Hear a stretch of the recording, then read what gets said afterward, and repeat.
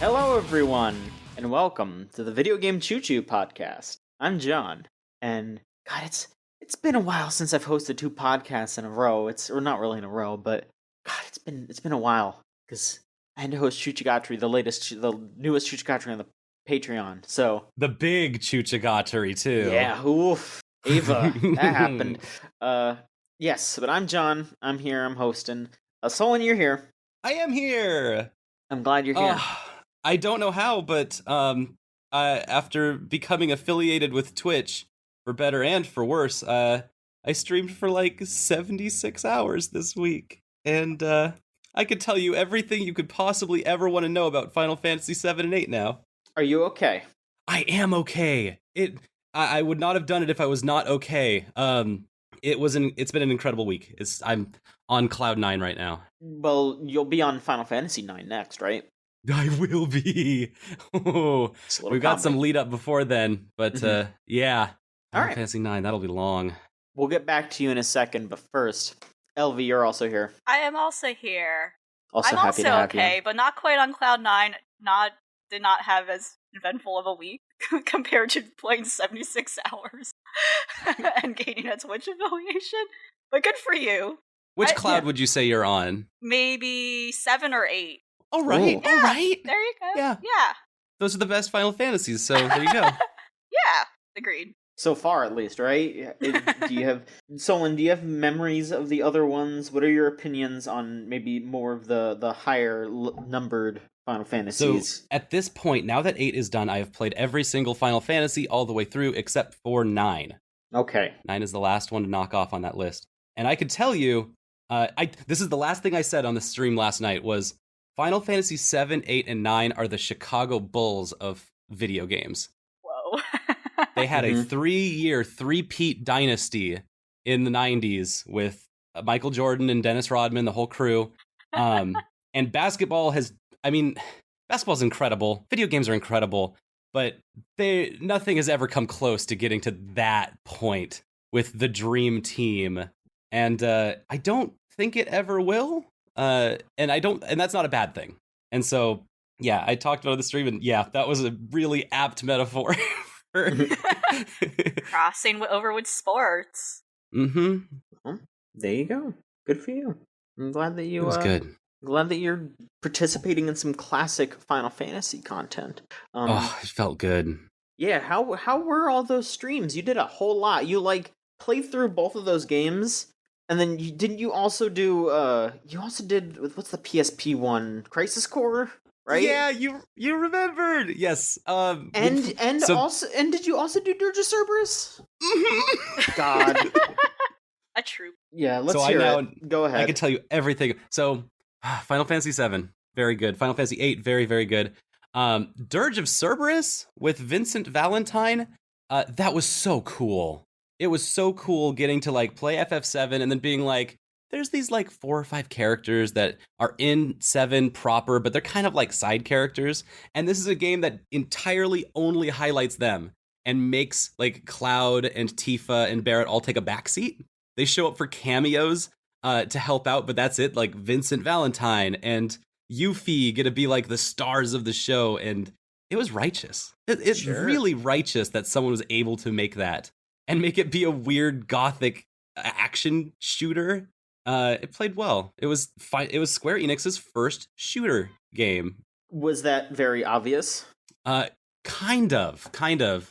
It was obvious in so much that they opted for something that was kind of a safer route, doing the Resident Evil 4 over-the-shoulder camera shooting style. But it was also obvious in their menuing. Final Fantasy usually has a lot of wide options for changing how your character plays in any of these games, but this was you've got a gun. You could put stuff on the gun. That's it. You're either way, you're gonna shoot the gun, and we're not gonna try to experiment farther outside of that because they didn't need to. It turned out really great. I'm trying to think what else there was. And Crisis Core. We beat Crisis Core as well. So it was we beat every Final Fantasy 7 game all in a row, and then we beat Final Fantasy 8. Crisis Core is weird because it is Kingdom Hearts. It is straight up just like Birth by Sleep, It's an action hack and slash where you are going to be going through menus mid battles to cast spells that you've equipped to yourself. It's almost the exact same. You've got a dodge button and a attack button, and then like there's also a weird roulette system that's constantly running that makes the battles 4 times longer than they need to be.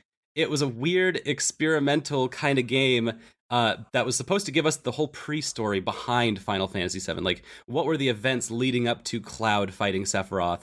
And it gave us way too much information. In classic pre-Kingdom Hearts 3 tradition, it gave us so much information that was, in the end, unnecessary.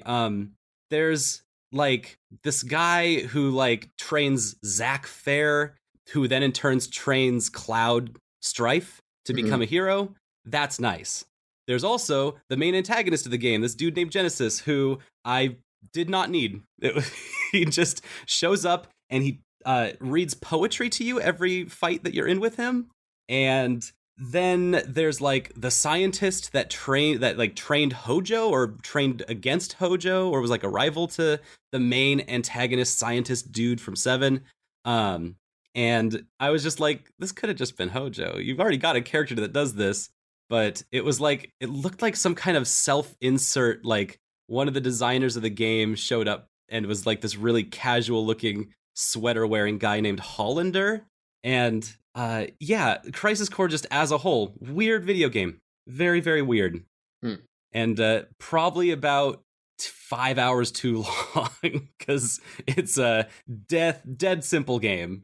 You just mash the X button and attack things. No, there you go. How about 8? What's good for Final Fantasy 8? Oh my god. So 8's so good that I played it twice. I don't usually do that, and Until We Beat kind of is supposed to be like a full encapsulation of everything, but 8 is so big and dense that we could not contain it all inside of that. And so yesterday I was like, we planned all week. I'm going to stream the ending of Final Fantasy VIII again because I want to see it again. And I also want to beat Ultima Weapon. I also want to beat Omega Weapon. I also want to get all of the summons that in this game are called girlfriends or guardian forces. And that, it was so special. It was even better the second time beating it all. We just took a bunch of clips from the stream that were like, we hit the damage cap 9999 on every hit on these super bosses, and it felt so good. Once you know how that game works, because Final Fantasy VIII as a game has like, unlike any other game that I've ever played, has like 7 or 8 different routes that you can go down to beat it, and all are equally valid. You can grind through your levels and become level 100 and outlevel all of the monsters. That's a valid route. You can go for a low level route where all of the monsters have to be capped to your level. So if you beat the game at level 7, that's equally valid. There is a route and strategy design for that. If you want to beat the game by only getting materia by not killing monsters but playing a minigame card game called Triple Triad, that's a valid route. You can do that. You can play a legit pacifist kind of run of Final Fantasy VIII. There's so many things you can do in that game, and when they're all working together in synergy, it feels like you've like composed some beautiful tapestry. You're like, this all worked. I won this fight against Omega Weapon because I did it. I am the genius who put together a run that could take down the Omega Weapon, the hardest fight in the game. And so like, yeah, on every level, that mechanically that game works so nicely. And there's so many little like polished pieces of the game that have aged extremely well. There's no reason that FF8 should have aged this well, but when you go back and play it, all the FMVs run and they look so crisp and pretty. There is no voice acting in the game, which actually ends up making a palette that feels very... everything else feels very well used to make up for that. So all of these big FMVs there's no dialogue. There's no talking. They have to act everything out. The main character, Renoa, her big important thing that she does that comes up at the beginning of the game and the very end of the game is she points up. She just gives you a one-finger salute with her index finger, of course. Fuck off, Squall. Flipping the bird. Yeah, no, that would make sense too, honestly. It could deserve that too. But she just points up, and this symbol, like, becomes like one of the main symbols of the entire game. The ending of the game is like Squall and Rinoa trying to find each other at the end of time, and the only thing he's thinking about is her doing this point from the beginning of the game, and he uses this point to guide him towards remembering Rinoa's face, because there's so much going on there, and it's gorgeous.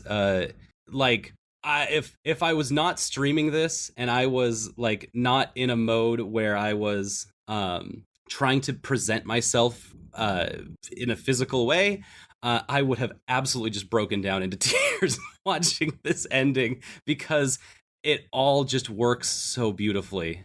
And yeah, other than that, I was so way beyond impressed by FF8, and I don't know how 9 could possibly go above and beyond that, and it almost scares me. So that's the Final Fantasy update. All right, well, I thought I'd reached the end with FF7 2 weeks ago, and it's only gotten better. Well, it's a different kind of Final Fantasy update that we usually have, so, that's fine. It's all good. You mean Final Fantasy 14? Yes, that one. The big game that everyone loves. Let's talk. Oh, wait, none of us could talk about Final Fantasy 14, can we? No. I'm being mean. We're safe. Sorry. We did it. I'm being mean. We did it. I love those updates. LV, what's up with you? It's been a hot minute since you've been on the game show. Mm-hmm. Mm-hmm. What's up? What have you been playing? So speaking of not Final Fantasy, because of Final Fantasy 14 talks just kind of, I guess, being especially super high right now because of Shadowbringers, and apparently that's like one of the most excellent expansions people have been, it's just getting praise across the board right now, even for people kind of coming late into the game and just kind of jumping on that, or trying to jump on that, but having to spend like hours grinding to get to that point. But anyway, it kind of like piqued my interest into going back and trying some of the MMOs I used to play, and maybe like, oh, I can get back on the regular spin of things. Like I was really into Elder Scrolls Online, for instance. Like I was so into that. Maybe like, that's one of the titles I was going to. And then, dusting off the cobwebs, like, going through my library, I'm like, oh yeah, what's online? And not many people know, and not many people know about this. And unfortunately, if someone does, it's in a negative way, right? So let me backtrack a little bit. Bless Online. I googled Bless Online. I googled this, and the first thing is a video thumbnail that says, "Bless, do not buy. Buyer beware." Right. Yes. So here's a cautionary tale, but I don't know if this is a cautionary tale in regards to like trusting, possibly shady developers, but I'll go into that. It's still something I have to like look more into before I say something that might be hearsay or wrong. But this game launched its North American and European servers last year, May 2018. However, and this is me making like a literal Pikachu open mouth face, because, I haven't logged into this game for a long time, and here I am logging in like July, the month of like July. July's almost over. It's August here, right? And I log in and like, oh, big announcement. What's this update? Closure announcement. Posted on June 10. And I'm like, oh my gosh. So anyway, the announcement says, we're gonna shut down the servers. This game is over. September. Sorry guys. This game lasted for like only a little over than a year here. And they're shutting down the North American European servers. So anyway, backtracking further, Bless Online, interesting. Mess Online, like this is my thesis. Bless Online, more like mess Online. I think I'm clever. Not really. Yep. Bless that mess. This game was supposed to be like finished and developed like way back when. Production for this game started in 2011, and it's developed with the Unreal Engine. The third one, I think, the Unreal Engine. And yeah, and it only like released like in Asian countries around 2017. I'm looking during notes. Sorry. Well, actually, yeah. This is where it gets a little complex. It released in Asian countries around 2016, 2017. Its origin country's Korean, like it's a Korean developer. And yeah, like it was supposed to release in the US simultaneously, but problems happened. And more problems were to follow after. So this was already like a big bad sign. When the game, when the game basically has shut down in its country of origin at this point when it's trying to be released in the US. So like essentially the game propped up first in South Korean servers first, then in like some Eastern European countries like Russia. But as of this year, before officially this game seems to be shut down completely, it's September with the closure of its, Western Hemisphere servers, which is the US and North America. I mean, Europe and North America. The game's Korean servers shut down like 2 years ago. So even in its country of origin, the game just did not do well. And then like, yeah, so it was the South Korean servers and the Japanese servers. The game like shut down its servers like 2017, and then the Russian servers followed after, and then 2018. Hey, let's have an early access for this game in the US and Europe. Like, so that was already I'm a bad looking at the sign. wiki, and there's a worldwide release in 2018. Yes. So you're saying it had a worldwide release, which is not true, after the Korean servers shut down? Yes. Okay. So there was already a tumultuous history with this game, but nonetheless, they kept pushing through. Okay, we're gonna have this game in the US and North America. And yeah, I played this game for a bit at launch. I was able to like get a copy of it. And yeah, like one of the biggest, and I guess the most, like one of the best elements of this game, and one of the big things they push forward this game is like it has an amazing character creator. Though to be fair, like these days with how games are built, there's more comparable like character creators that are that dense and detailed and advanced. But at that point in time, especially like maybe 2 years back, like the game's character creator was like kind of the biggest aspect that was like marketing the game. Like, oh, it's very intense of like how far you can go with skin tones, the blemishes, like, oh yeah, like you can see the pores and your character. It's really heavy. It's really beautiful. It's honestly gorgeous, and like you can spend hours on it. Like I know I did. And when I did, the game crashed. But as I go on talking about that, launch date, there were a lot of, again, speaking from my experience with the North American server, which was around early summer, May 2018, last year. Just to remind you about the date. On Steam, it's released through Steam and hosted through Steam. The game experienced up front, a lot of problems in regards to optimization. It kept crashing, and of course that's expected for any big online game that's expecting like a huge amount of traffic, like stuff was going to happen. But it constantly did things where like it wouldn't even save my character. Like I would spend like 2 hours in the character because it's that dense, and like that thorough. Like in fact, like the character creator is such a big deal to this game. Like for a while, like they had a website specifically of just the character creator people can toy around with. But I don't think you can import your character into the actual game in the end. But yeah, the game had constant maintenance issues just for the first week alone. And then this infamous video went around of, and it's really upsetting because it just shows how mean the internet can be, and like people are bad, and you got to be sympathetic to people because you don't know what they're going through. This infamous video of like a streamer who was apparently a big fan of Less Online, or like was looking forward to it. Like they even probably, from my understanding, they even had communication with the developers. They were like one of the first people to alpha test it and all that. Like this person, I don't know their name. But shout out to them if they're still streaming. I hope you're doing well. But if you're not, I hope you're doing well regardless, doing something else, right? Forgot their name, their username. But they basically just started breaking down and crying playing the game. And the caption, and it's like a clip taken from their, I guess, bigger stream of like whatever they were doing, playing West Online like the first week of launch. And basically like the reasoning they were crying was because it's like, oh, the game, like, I don't know, I think their expectations were really, like, let down and disappointed by, like, the lack of content the game had. So people were, so essentially to go down to specifics, the game basically had no endgame content at launch. There was really no story, actually, for the game, really, like, at all. So a lot of people were reaching really high levels super early, like, and, like, for me personally, that's, like, a weird way to play the game. Like, I kind of don't understand the fun of like grinding that quickly, and then it's like, what's the point of taking the time and enjoying the game?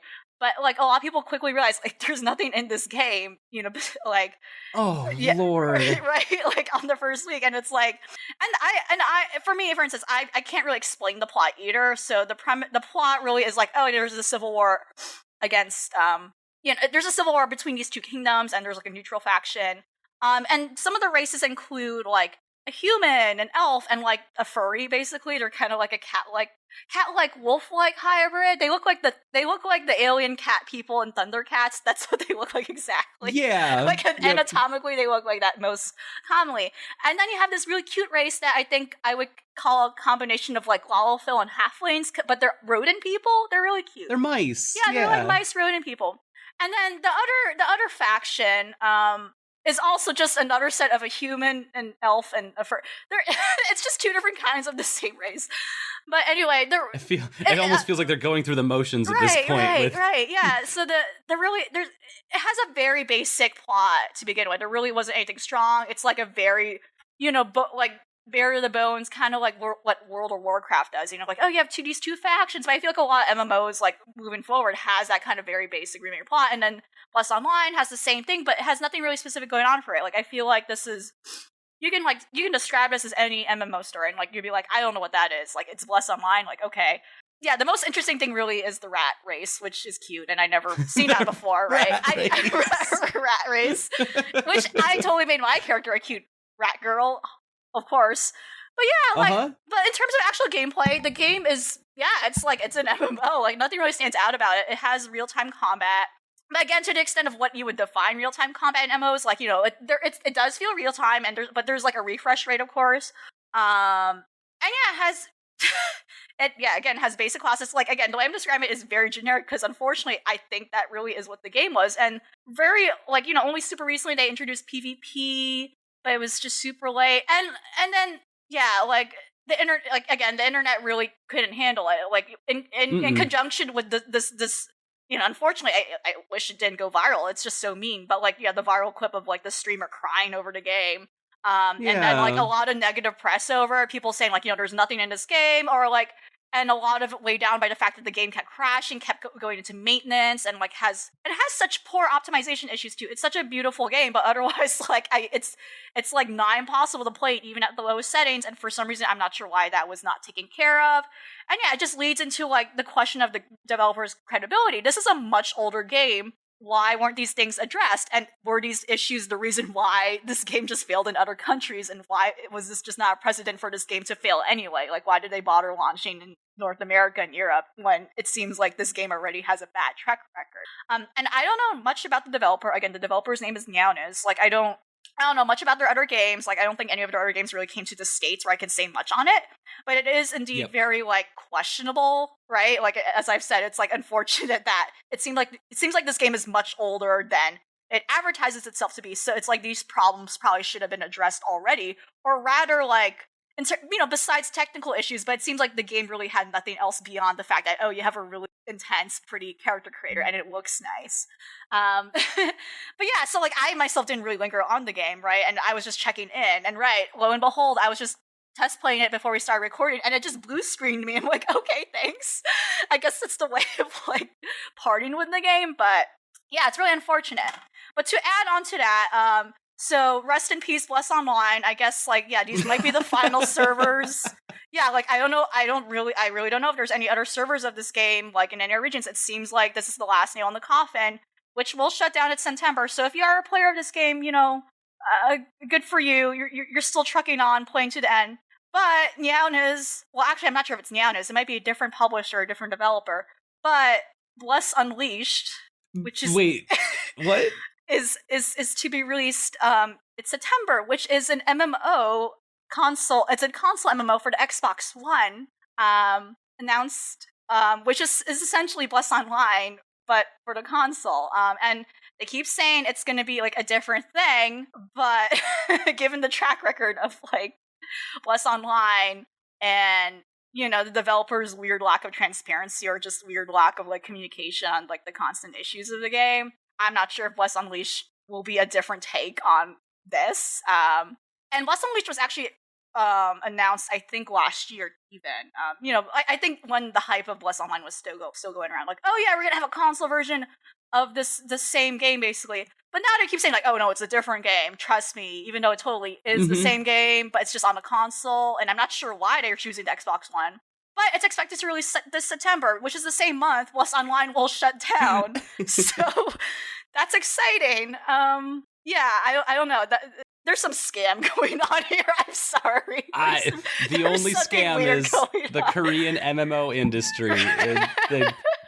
And it is a scam. It's not a scam.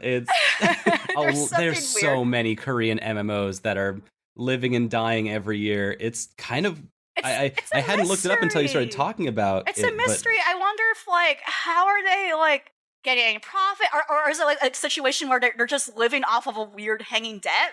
And they're, like, working on a rolling basis of money being... Like, it's very weird to me because I feel like they're not making money out of these games and they're just spending more to produce these games and maintaining them. But I don't think they're even getting returns on it. I don't know either. Yeah. Black Desert Online's a big one, but there's also... Which I do like, because it's pretty... Yeah, it's like I played that as well. That's another game I played for a bit. I'm trying to get back into, and like in comparison to Bless Online, that Black Desert Online also has a pretty character creator. So hey, you don't have to waste your time in Bless Online. Hey, you can just try Black Desert Online, to shill for them. But yeah, again, it's also another Korean MMO, but at the very least, it's not this level of like incompetence. I've never experienced. I've never experienced yeah, it's very strange. It's very strange, and the fact I don't know a lot about this developer, like, that's what makes it a little weirder. I don't know if they're affiliated with any others, but probably not. Yeah. There's also Terra. There's Blade and Soul. There's Lost Ark, Arc Age. I'm just looking down this list. Terra's doing well, though, I think. Or at least I see it advertised so much. It's doing. Terra is always doing. Okay. Whether we want it to or not. It's existing. That's kind of, I think, what... It's so weird. That's what Bless was aiming for. They weren't, like, trying to reach to be some big MMO. They were trying to exist into infinity, which is a weird, like, low bar to try to clear anyways. Yeah, and they just never got off the ground to even making an end game to their game. That's wild. Yeah, it just seems like from the start... again, like, the logic of, like, this didn't do so well in other countries, I wonder why. And it seems like that's my conclusion. It seems like some of the issues that and the backlash that they faced was because of the very same reasons, probably why it just didn't do well in other regions, Like, even Russia, Russia keeps up private servers of some MMOs that are definitely long dead. Like, Russia has very niche online games that, like, thrive, and it's very interesting and wonderful in that regard, like, in very incognito ways. Yet something like even Bless Online couldn't keep up with a Russian community. Like, whoa. I think it's Russia that a City of Heroes private server popped up recently, and so now there's, like, interest in reviving that game. Oh, I could that be makes wrong. Sense. I could be wrong. It could be the wrong country. I'm sorry, Russia. Wrong country, maybe, but but this game didn't do well overseas. That they tried here, and they just didn't acknowledge. Probably, like, maybe it's because you literally just did not fix the exact same things that you could have fixed earlier. And again, a note: this game was supposed to be, like, a finished product, like, years ago too. So rest in pieces. Pour one out to those who played and still do. You got me thinking about MMOs, and I'm trying to look up who rebuilt Toontown. Toontown Rewritten is out. I know folks are playing it out there. Yeah, there are private servers for that somehow. And I think it's local. I think that's or local. I think that's Shell Games is what's doing that one in Pittsburgh, which is literally just a dude named Shell. Oh yeah, a big thing I forgot about Bless Online when it was being pushed on social media and all that. A big thing whenever a lot of games, they show the character visuals, they're separated and they're isolated. A big thing with Bless Online, they're showing different the different classes with character cards and all that, and all of them are in their underwear. All right. Right. See, that was a big thing. I just remember now, like, oh yes, I first saw this game because I saw an elven girl's ass, like just like in a forum somewhere. That was like their big pusher day. It was the character creator and like all these images of like the different classes just in their underwear without armor on. It was like it was a lot. It was a lot. Yeah. That is a running theme with all of the Korean MMOs that I listed off. Is they do look very similar. Yeah. Well, thank you for the MMO update on every MMO. Well, that isn't Guild Wars, World of Warcraft, and Final Fantasy XIV. That's what this week's about. This is a cautionary tale. Be careful. Like, look up if your MMO like literally failed in other countries. Like, that might be a bad sign. Like, if you tread away from the light of the main path of mainstream MMOs, this is what you will be treated to. Black Desert Online's fine. It's fine. It hasn't. I don't have high expectations for it, so it's like, oh, okay, yeah, it's pretty, so hey. And the community is not toxic. Plus Online's problem also... Well, no, not toxic. That's a bold statement. It is bold. It probably is, but I avoid that. But Plus Online's toxic just got huge, just immediately, like, toxic. Like, before the game even started, everyone was, like, negative about, like, this game's gonna fail. And they were right! They were right! That was the problem! They were right! Well, they were just trying to tell you the news, they weren't speculating. They saw it happen already. Yep. Watch out, guys. MMOs are dangerous, and this is a warning tale. Don't do it. But here I am trying again. Let's talk about gacha, because that's not dangerous. That's totally safe and fine. Oh boy, there's gacha games coming up too. What are we doing? John, welcome to your episode. It's not my episode. I don't play those games anymore. I told you, and I never even spent money on them. So, what's you been up to? Well, I didn't really play any video games this week. Yay! Congratulations! Yay.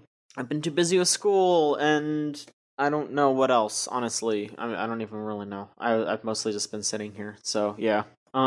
Me and LV played every video game, and we left none for John. Woohoo! I don't know. Even the gacha games. Yeah. There's some new stuff though that I can talk about here. Let's see here. Let's see here. Do you want the more normal news, or do you want the wild news first? Oh, give me something wild. All right. Team Fortress 2.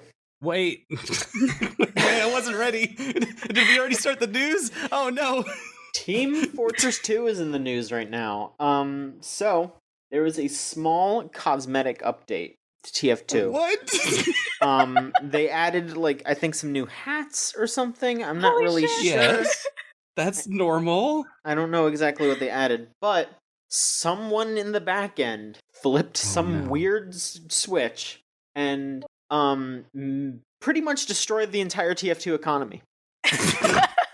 Oh my god. Okay. So, Please tell me. I'm going to have to explain some things about how TF2 works. So a while back when they introduced hats, the big TF2 hat update where you could buy and trade hats for your characters. One of the things that they did was they added pretty much a loot box to TF2 where you randomly find a box, a Manco supply crate. And you have to go to the store, the TF2 store, and spend $2 to open it up.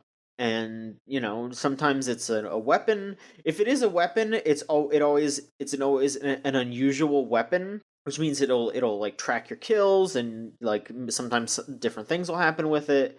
And then sometimes you would get a hat, and then even more rarely you could get an unusual hat, which would mean that there are little effects on them.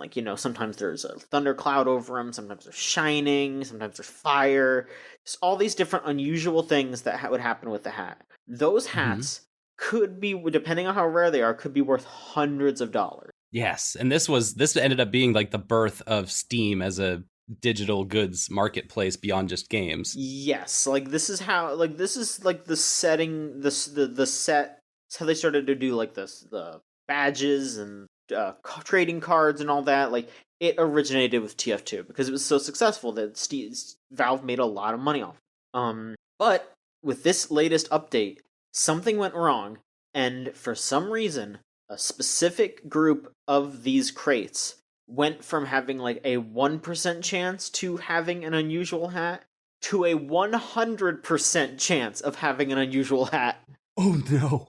And so all of these crates, these specific crates, skyrocketed in value, but then all of the hats that were available in those crates, because they're specific hats, like, I don't know exactly which ones they are, but there are specific hats that are designated each of those crates. So those hats that were associated with those crates plummeted. Like, I'm looking at Eurogamer right now.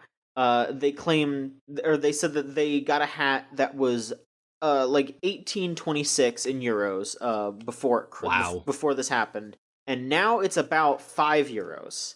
Wow. And then at the same time, a crate that is going for 3 cents, which, by the way, they only go for that much because that is the limit to you getting any kind of cut, because Valve takes a commission, and so and it's 3 cents. Yeah, like, so at the bottom level. Yeah, if you list it for 3 cents, you get a cent. Valve takes 2 cents. So the crates used to be up for 3 cents. Now they're going for €2, which, again, depending on what prices are, that skyrocketed. There's stories of a specific hat. I don't know. I don't remember exactly which one it is. But there is like an extremely rare TF2 hat that only 5 people in the world had ever in the history of TF2. And since this happened, 3 more people have found it. So oh my god. They've almost doubled the amount of those hats in existence, which, that doesn't sound like it's crazy, but just think about, like, 5 of those existed, and now there's 3 more out there. That is wild. That does change the landscape of the mythology around that hat. It sure does. So Valve couldn't really do anything for a while. Just recently, say maybe like an hour before we started to record, or maybe it was earlier, but reporting and all that. Valve just won't let you access your TF2 inventory. They just shut that down. You can, use the inventory in the game, so, you can still, like, equip your weapons, and if you already have the items, you can do that, but they are not letting anyone sell anything on the marketplace anymore. Like, if it's already up on the marketplace, you can still sell it, but they're not letting any new listings go down. Who knows what's going to happen, because this really, really screwed up the economy. Like, Valve is still getting that $2 from the keys, but they're going to be making a whole lot less money off of those commissions because it's way cheaper to get those unusual hats. And same with the people that, make money off of these hats. Like, I remember when I was way younger and this was new, I knew a guy who legit went on vacation because he found it. He unboxed an unusual hat and sold it for, like, enough money to go on vacation. That's sick. So yeah, no, I've heard of stuff like that too. Yeah, it's really, really wild. This just happened, so I guess this is a developing story. We'll probably, depending on how it goes, we might check in next week. But this is just wild. Like, this was like something, because TF2 hasn't, TF2's still chugging along, but like, this was an extremely tiny update. This was just like, oh yeah, no, here's some, like, community items that people made, and we're gonna put them in the game so those people can make money off of them. Because that is actually something that I do like about Valve. If a community item is popular enough, they will make it pretty much official, and then they take a cut of it. But at the very least, the creator also gets a cut of it. So, yes, yep. It's business, but at the very least, there is some reward to, making cool things and having it recognized in TF2. That is something that I can appreciate. But unusual hats, some unusual stuff is going on in Team Fortress 2. It's kind of hilarious from an outside standpoint. It really is. Oh. The unusual has become usual. It is hilarious. Like, it's almost like a cryptocurrency tanking. It really is. Right, like again, TF2 still has like a pretty decent community, like very active and all that. But this tiny blip suddenly, like in game industry news, its economy crashes. Like, it's just, and here's why. It's just hard to condense it. Like, An interesting difference, though, Yeah. and I like that comparison to a cryptocurrency, is that a cryptocurrency can only be used for one thing. So if that tanks, everyone jumps ship. Right. When TF2 economy tanks, especially because it's Team Fortress 2, everyone's going to show up and I want to see, I want to go install TF2 real quick and be like, how's everyone looking? Let me see entire games full of unusual hats now. I mean, there's a part of me that kind of just wants to go, hey, who wants to give me one? Because I would just think they're cool. You know, like go into a server and be like, hey, I'll send you $2 for one of those hats. Because that's right. all I would want. You know, like I just like this just reminds me of this just reminds me of something that is gonna happen soon with Yu-Gi-Oh! Again, coming up with Yu-Gi-Oh! Here, it's John. Hell yeah. There is a new set coming out that is, it's not really a set, but it's just like this big box of reprinted cards, and they're like all the expensive, rare cards that people need to use for tournaments. And as soon as that was announced, a bunch of like card reseller YouTubers made all these videos like pissed as fuck, and I was just like, you know what, kiss my ass, dude. Like like fuck you, man. You're preying on people that want to just play this game. Like let people buy these for cheap. Like fuck you, dude. So, you know, yeah, there's that. I'm fine with Valve not making more money, you know. Good for everyone. Okay, I'm looking up some of these unusual hat effects, and one of them is definitely just a skull that can float over your head. Yeah.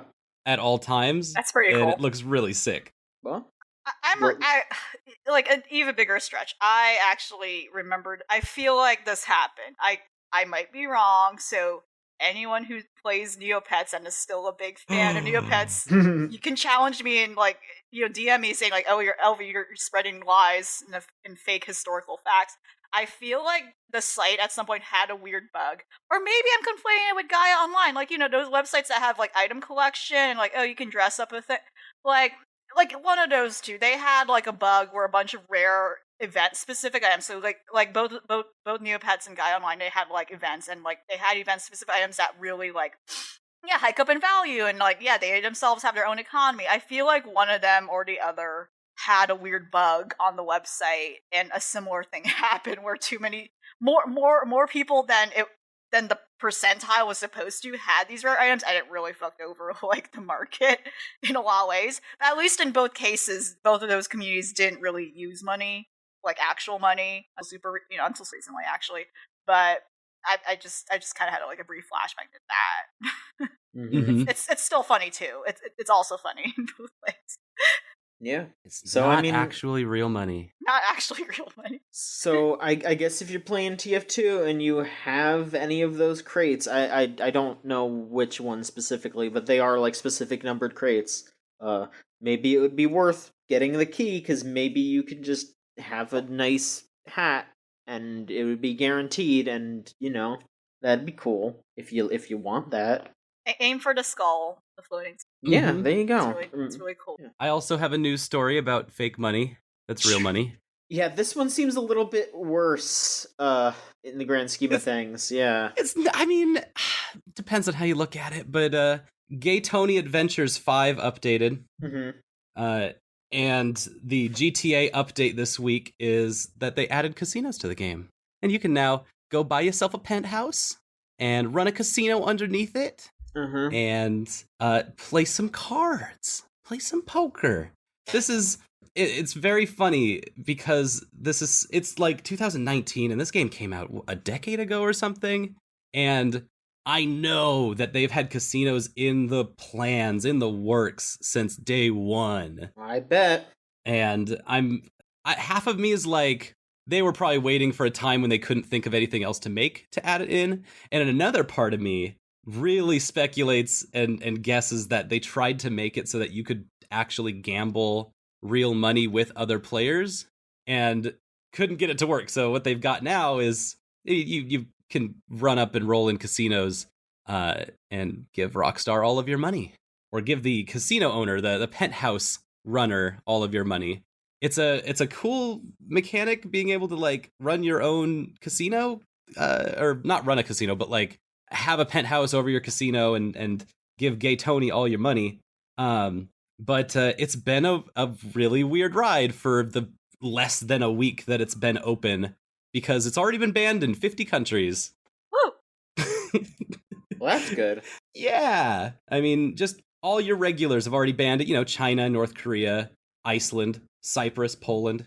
The usual suspects. And by usual, I mean pretty much everyone. Mm-hmm. And it's kind of funny and weird, but it seems like the most normal thing to have ever been added to Grand Theft Auto, because like anyone who's still playing Grand Theft Auto right now, like the community of Grand Theft Auto 5 and the community of people who wish that they could have been on the World Poker, the World Texas Hold'em tour circuit, that's a perfect circle. That Venn diagram is anyone who's ever wanted to be on the World Series of Poker is also probably the people who are still playing Grand Theft Auto 5. So now you can spend all of your hard-earned money in that game that you've been grinding for years in a casino. Yeah. You can pay real-life money for shark cards and then just burn it all in Rockstar's own gambling dens. I don't know where to go from here with a story or anything, but like it happened.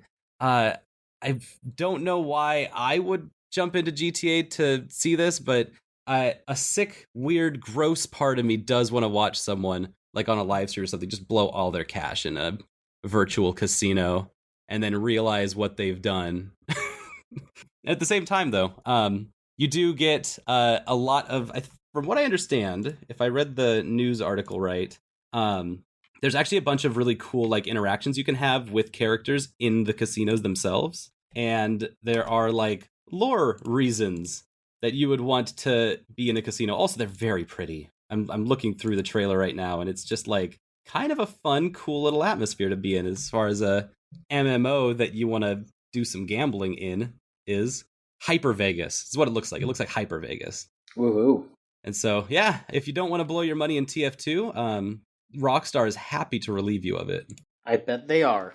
They've already made more money than anyone has ever made with a thing on GTA 5. So, you know. Yeah. Why not more? Gotta compete with that. Gotta compete with Tencent. Mm-hmm. With China cracking down on GTA 5 casinos, what's that gonna mean next week when Tencent has their big press release with Nintendo? Oh, you'll get that news next week, because that's gonna be there's been a lot of speculation about that all week long, and everyone's got a weird fear / wonderance of the Chinese gaming markets that are suddenly burgeoning, even though they've kind of been burgeoning the whole time. Mm-hmm. Yeah. This is gonna come up more next week. I bet. Jeez, we're just promising shit for next week this episode, aren't we? It's the next teaser. week is this is the big teaser. Teaser next episode. week is the pre-69 episode video game choo-choo episode. It's teaser. A big deal. That's the real teaser. So I guess you could say that this is just like the edging podcast, huh? Oh! Yes, you could say that, couldn't you? With words made by humans. I shouldn't, but I did, you know? You just did. It's recorded. It's recorded. It's recorded, you know, left to the discretion, the editing floor. Yeah, we'll see how that goes. You're welcome, Walker. LV, this is Walker's first edited podcast, and this is what we give him. LV, what else is up with you? What have you been playing? What I've been playing? Okay, I guess since we're talking about money, and I'm gonna transition into the gacha part of this. The gacha / horny part, because we know those two go together. We're also honestly. doing that, yeah. You also just said edging, so out loud. So, no, I was just gonna throw in very quickly that Fallout 76 has just been in heat again. What now? What happened? What? There are people still playing, you know, and like, okay, fine, people are enjoying it. But it's more like people are still complaining about Fallout 76, but like they're playing Fallout 76. I just don't understand it. But that's just I think they recently released they recently released a summer bundle that's about like $20 to $30 pretty much to get it, and like people were really heated about that, and like and I'm like, oh, there's paid DLC coming out. I'm like, well, you're still playing this game, and I don't know, like I maybe I just don't understand it, but there are people who legitimately enjoy just the game, and that's fine. But I don't know, it's like you kind of know what you're going into. So that's really just it. Wow, just there's a paid expansion for Fallout 76 coming out. Yeah, that's essentially what it is. But yeah, their like their little economy is not that. They're trying their best. I get it, but also all the other stuff related to the game. Okay, it's not an expansion. It's a bundle of items. It's a bundle, but it's like of cosmetics and stuff that you can get. But the bundle all comes together. You can't get the items piecemeal, and so it costs $25 to get that bundle. What? And people are upset. Well, reasonably, but yeah. I am a whale, wrote Glorf12 on the game subreddit. The Free States bundle is where I draw the line. This shit's not fun. Video games. Very video games. Please stay safe, everybody. So, but what are you doing with this gacha? What goes on? Oh, okay, all right. So I think I briefly talked about this before, especially when my whole spiel about weird dating sims and then good dating sims. So this gacha / dating sim technically came out, was localized in English. It came out in the became localized in the UK and US mobile stores, mobile app marketplace. Like actually way back March, but I only discovered this game super recently, the past 2 months, thanks to targeted Instagram ads. Whatever my ad block, whatever slips through the cracks of my ad blocker, the ads very much do attack me on a very personal level, because I usually get a lot of dating sim ads for strange mobile games. And this is one of them. Scary. What's this one called? This one is called Mr. Love, Queen's Choice. It's a very peculiar name. It's a very non-specific name, as I'm about to go into the story. And it is indeed a strange game, but I personally think it's a good game. It's by the people who developed Love Nikki, which was another mobile app game like I boasted about, which is essentially a similar, it's the same artist too. Like, it's very obvious. You'll notice this up front if you play both. It's a Love Nikki on one hand, just to sum it quickly, because I went on a whole rant about it before already. It's basically a dress up game, and you compete by dressing up your character, and it's cute, and it's all that. You collect clothes. That's what you have to collect, and you build clothes, you make designs, and yeah. So is Mr. Love not a dress up game? Mr. Love is not a dress up game. Mr. Love is explicitly a gacha game at its core and a dating sim at the same time. What are we gachaing? Love misters? So, the Mr. Loves, obviously. So, the premise of the game is, you're the character, you're the main character is an avatar of you, obviously. It's the same with Love Nikki. There's explicitly a canonical character that has a place in the story, and they're both women. But I love when that's the case. Right, but you can change your name, but it's still weird because they never say your name because of that reason. It's funny. They won't tell me John Mashonsky's choice? Can't. There's voice acting, so like when your name comes up, there's just a weird, awkward skip over. It's great. But anyway, they don't fill in with a robot voice, which I would love someday in the future, right? But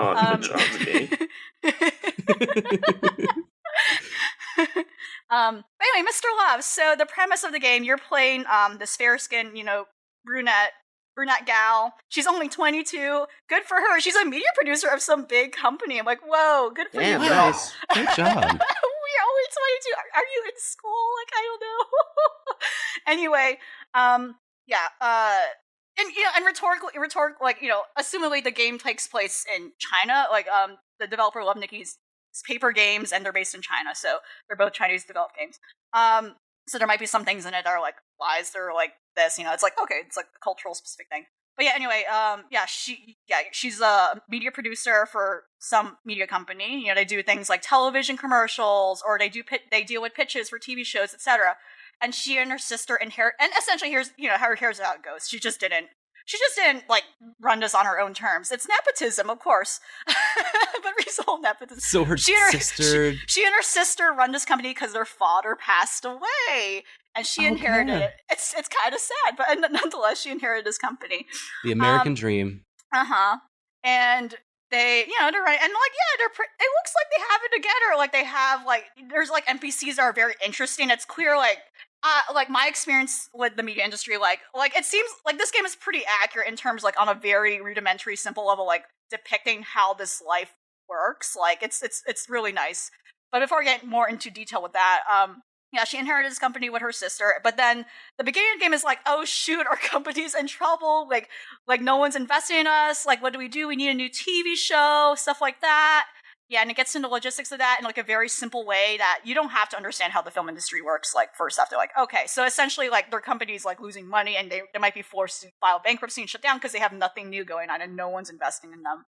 And then she comes up with the idea of like, oh yeah, let's revive or continue like this old show my father pitched back to, when he was still alive. It's a show basically about superheroes, and it's like, okay. And lo and behold, the show succeeds and the company stays afloat for the time being, and that's essentially the premise of the game. You're running this company. And then thanks to the help of these hot men. So here you go. Here we get into the dating sim aspect. So the whole thing about it, it's not as straightforward as it seems. There is a fantastical element where the main character, she gets these recurring nightmares of having been saved by this guy because she almost got hit by a car, but then the guy disappeared, and then she's like, who is that man? And then it does this whole thing, of course, where it's like, oh, one of these men you meet must be that guy, right? So it's like childhood friend link, like it's fulfilling all those dating sim tropes. Perfect. So, but this is where it gets tricky. It's it slowly reveals like, oh shoot, there's like this is where it gets like deep. It's like, okay, they're like doing a show on superheroes, and then she realizes, oh my gosh, superpowers are real because some of the bachelors she meets, turns out they have secret superpowers and they're after her for some reason, or they're trying to protect her for some reason. It's a car crash, Mamma Mia superhero gotcha. Yeah, yes, you bet. Except there's no musical, which is lacking, but if only, right? We can't have everything. We can't cram that. Like one day, maybe. An ABBA gotcha would kind of ruin everything. Right. Like we wouldn't be able to make any more after that. A different musical group, maybe. Yeah. A different jukebox choice. But yeah. Anyway, so let me run down the bachelors. So there's 4 guys so far. And again, the main character, she's actually pretty competent. I'm shocked how competent she is for a Tomy game because they're always so bad and aloof, and I'm like, wow. But yeah, she still falls into like the issues of like being aloof sometimes. So sometimes she's like, oh, she needs to depend on this guy. Anyway, the 4 guys, and I'm going to say their English localized names. So, of course, so the game is both localized in China, where its origin country, and in Japan. So it actually does have and the game is fully voice acted, which is super impressive. Wow, for all 3 countries. Yes, and you can actually download the voice packs of the witches. It's really wow. I know, yeah, it's pretty high quality. The 4 guys, okay. Lucien is a scientist, and he's a fucking weirdo. He's one of the first guys you meet, and he's like kind of weird and touchy, and I don't know what's the deal with his English voice actor. I think he's trying to be sexy, but he kind of sounds predatory. But anyway, he's like a scientist and he's like very smart. And my best way of describing him is that he keeps going on these rants and spiels about metaphysics and all that. And I guess it's kind of connecting to the bigger world of like, okay, what's the deal with all these people with secret superpowers? And there's like some secret organization with these people and all that. And like, why is the main character connected with this? He's kind of like a big mystery guy because you don't know like what his place is on the side of things. You don't know if he's bad or evil. But he's smart. He's like a professor, so he's the professor type, right? So the next person, he's kind of weird. The next person, is Victor. He's like, the cold-hearted CEO guy, and he's a little bit older, so he got that character type. Like, ooh, all right.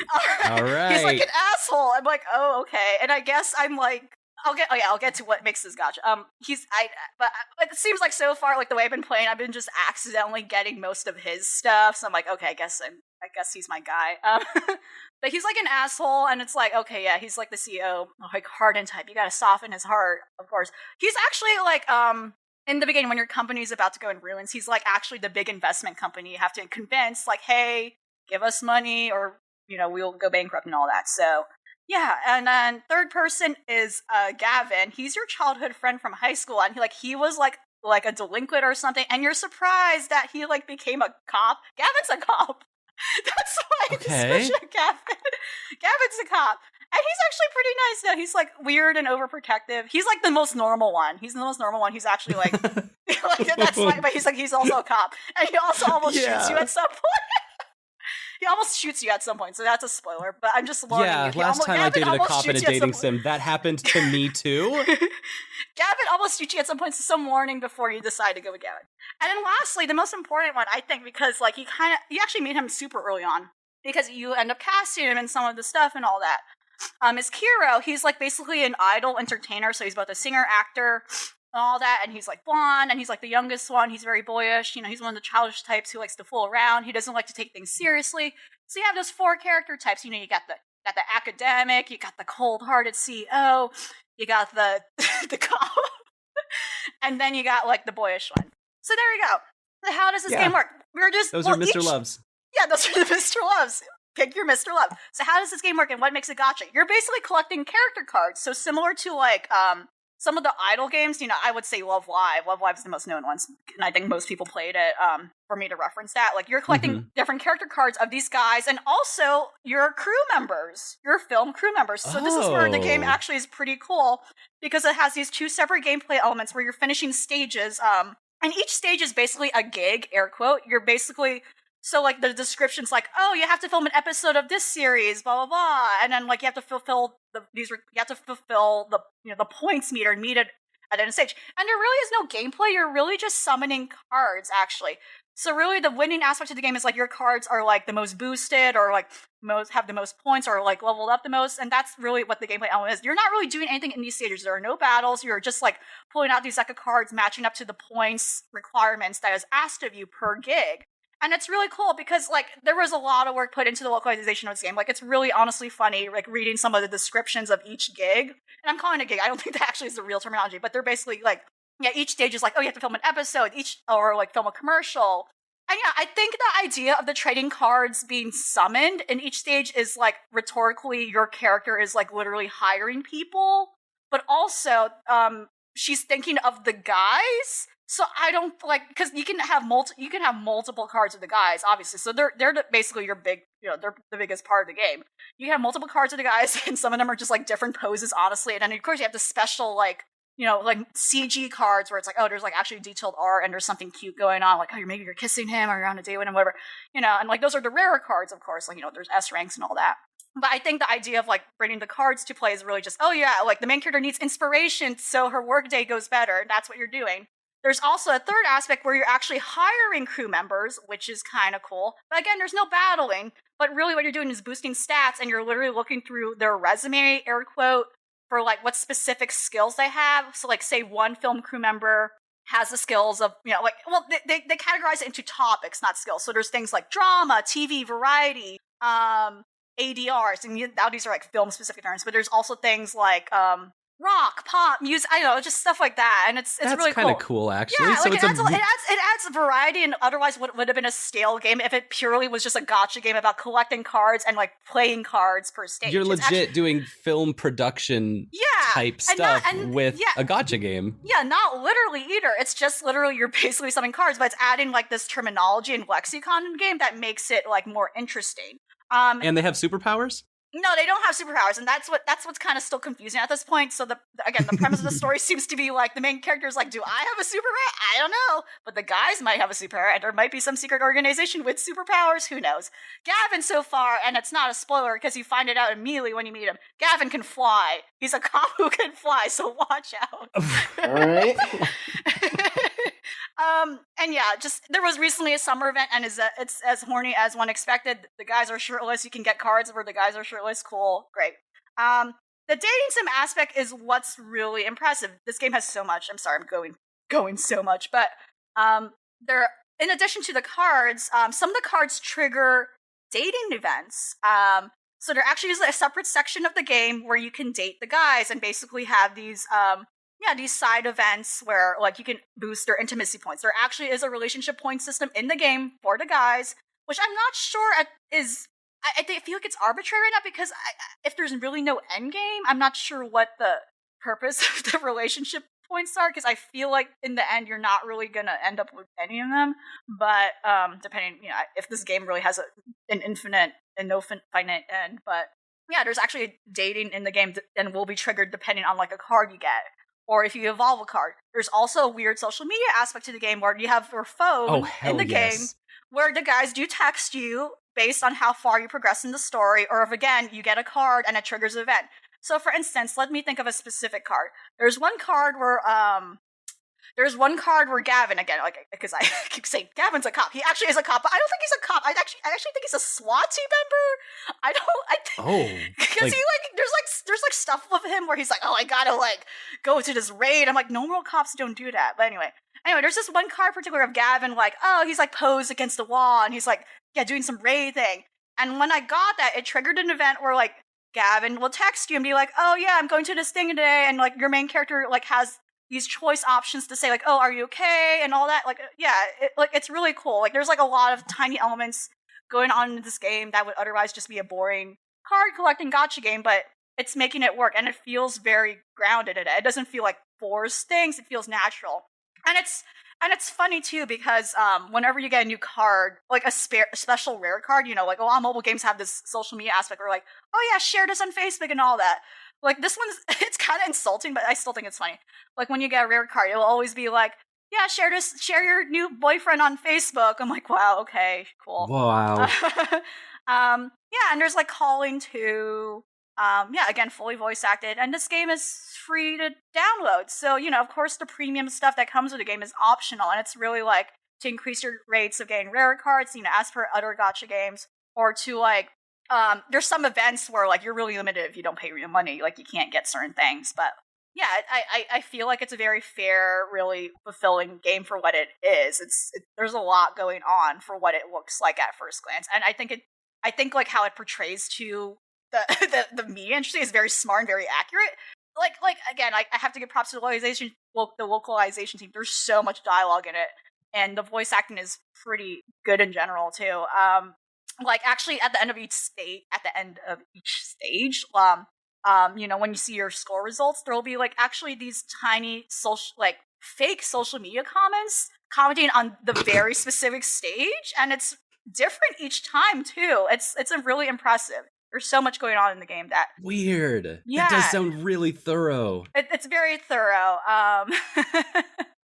If you in the next like week or so find out that this best friend kid has gone total Jack Bauer, please let me know. I'm very invested in this arc now of finding out what he actually does for a job.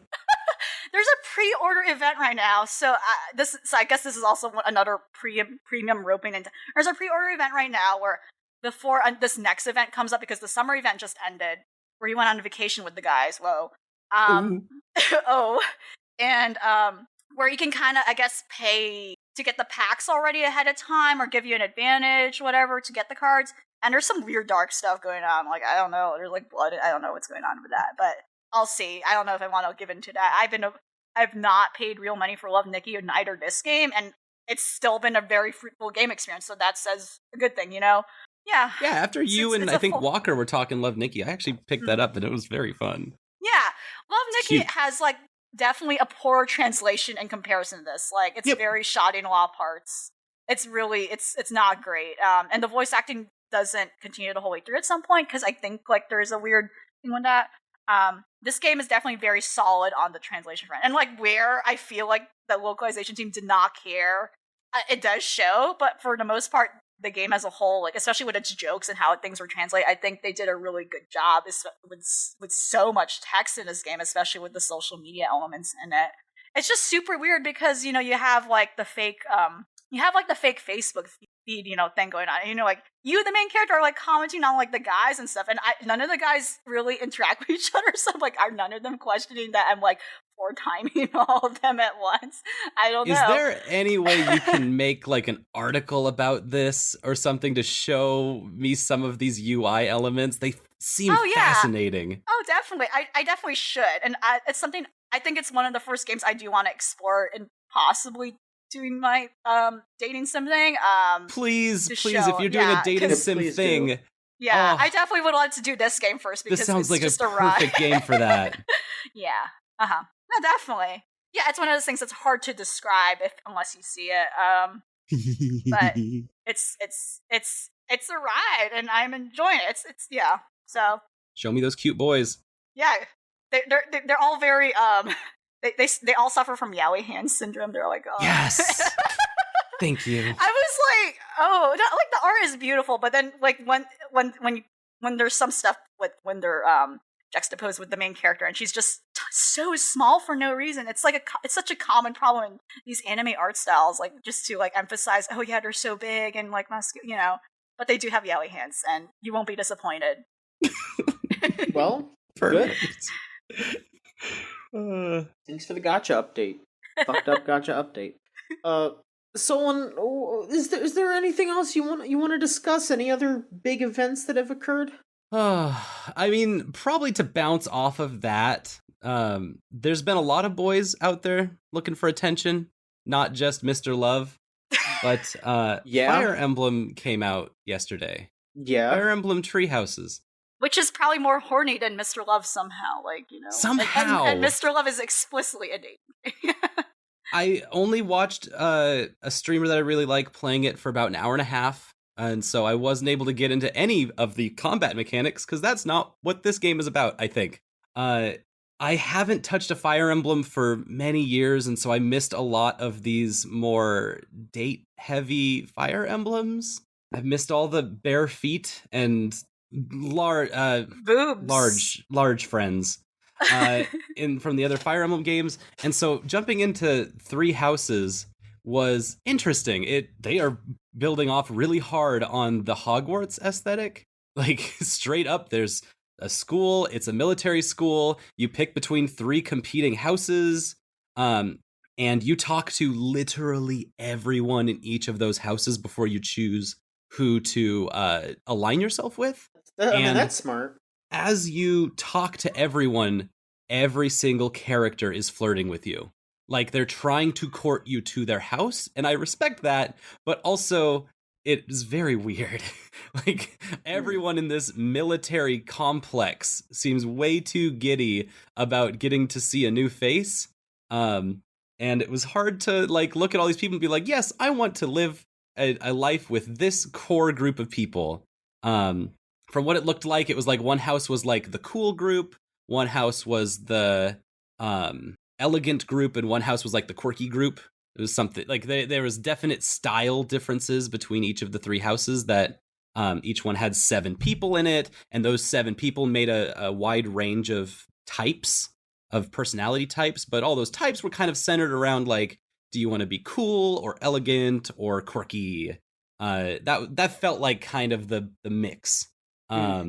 I don't know what everyone else's house is. What, John? I don't know what your house you want to choose is, but the one that stuck out to me was the red team. I think they're called the Black Crows or something.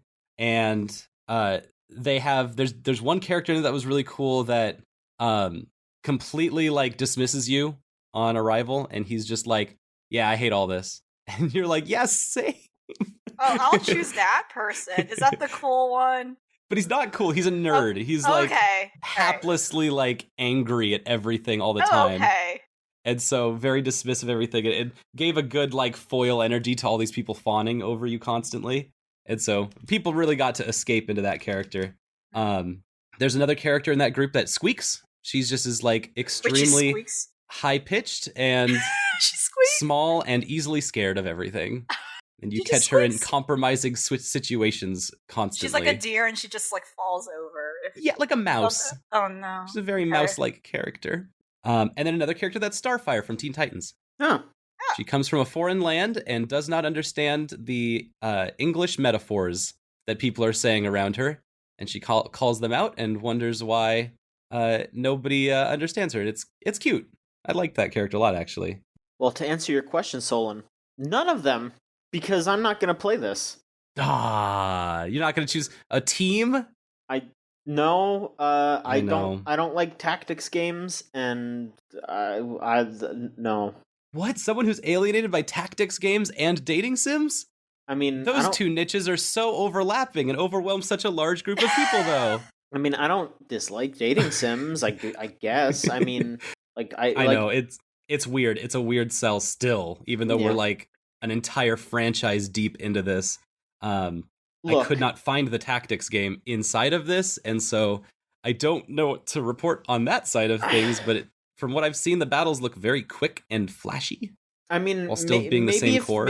Maybe if the battles are super, super easy, then maybe I'll try it, because like a lot of people compare this to like Persona with like even like social linky stuff, and I like that a lot. But I have played a lot of Fire Emblem. I have tried multiple games in the series.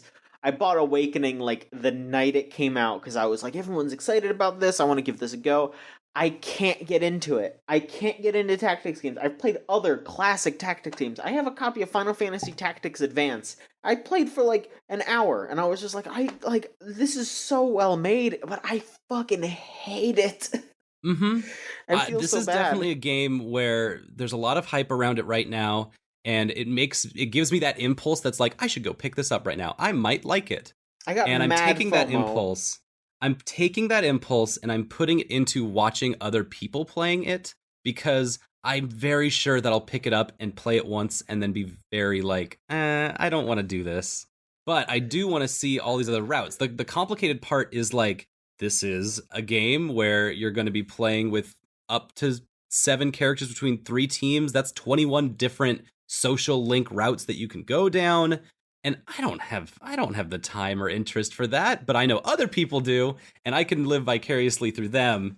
And I think that'll be a lot more fun for me to get that part of things, and also get to do the tactics part without having to play through it, which is, I know, will get very hard for me before the end of it. So that's kind of where I'm at on it. I don't feel the FOMO in that regard. Yeah, I'm on the fence about it. Like, I don't think I will play this one either. I think this is another Fire Emblem I might sit out as well. Sense Fates, besides Echo, which is one of those things because it's an outlier in a way. As you said, there's too many people. I mean, well, there's not too many people. There's not too many people. This seems a little more rational compared to what Fates ended up doing. There's too many fucking people.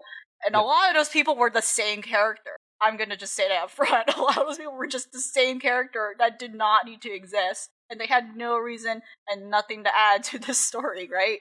So, like, this on the other hand has a reason for that. And, like, that's good. Like, this is intriguing, and this definitely is a nice, it intrigues me as is. Like, I would love to, like, I'm interested in, like, seeing how, like, this, it feels like there actually is an impact, like in regards to choosing which house to go to, and, like, how do you, like, how does that square in, like, how you play the game and all that, and how does that affect the actual game?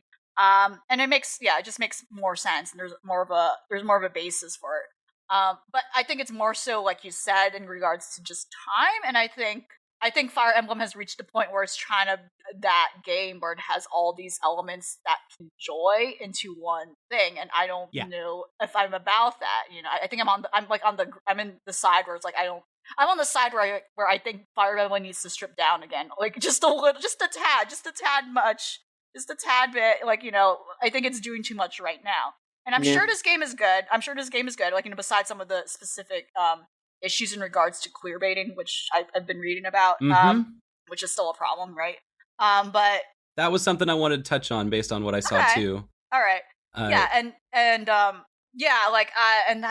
that's why I have time and I have energy for, like, just dating sims. Like, there's no like there's no like plot in regards to, like, oh, you gotta battle now, you gotta, like, do all the tactics stuff. Like, no, I'm fine with separating those. If I'm gonna play a game, I know what I'm going in for.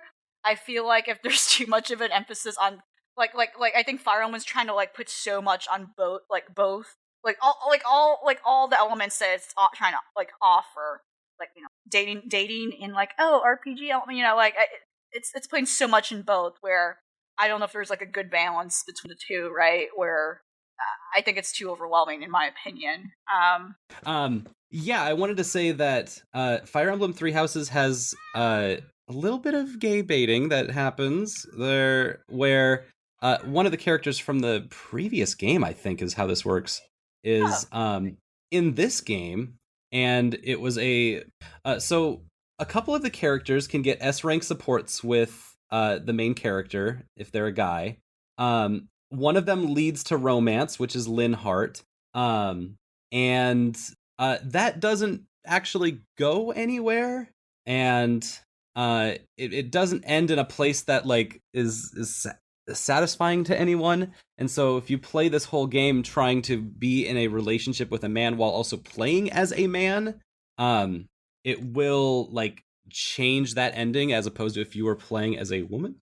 And so there's not, it's a very frustrating like part of the game where there's all well, the first thing you look up when you see like queer Fire Emblem is a Reddit thread that says 3 Houses is overflowing with bisexual energy. It really, really is. And there's not any payoff if you're a guy who is interested in the guys. And it's kind of frustrating. And after looking at all of the characters that were in 3 Houses that are all constantly flirting with you, the men leave a lot to be desired. They just don't have the diversity of men as they do the women. And those men, their personalities are where it really lies flat. Almost all of them are like just a nice guy personality. Just like, I want to be your friend. And when you're playing as a guy, that turns into, I want to be your bro.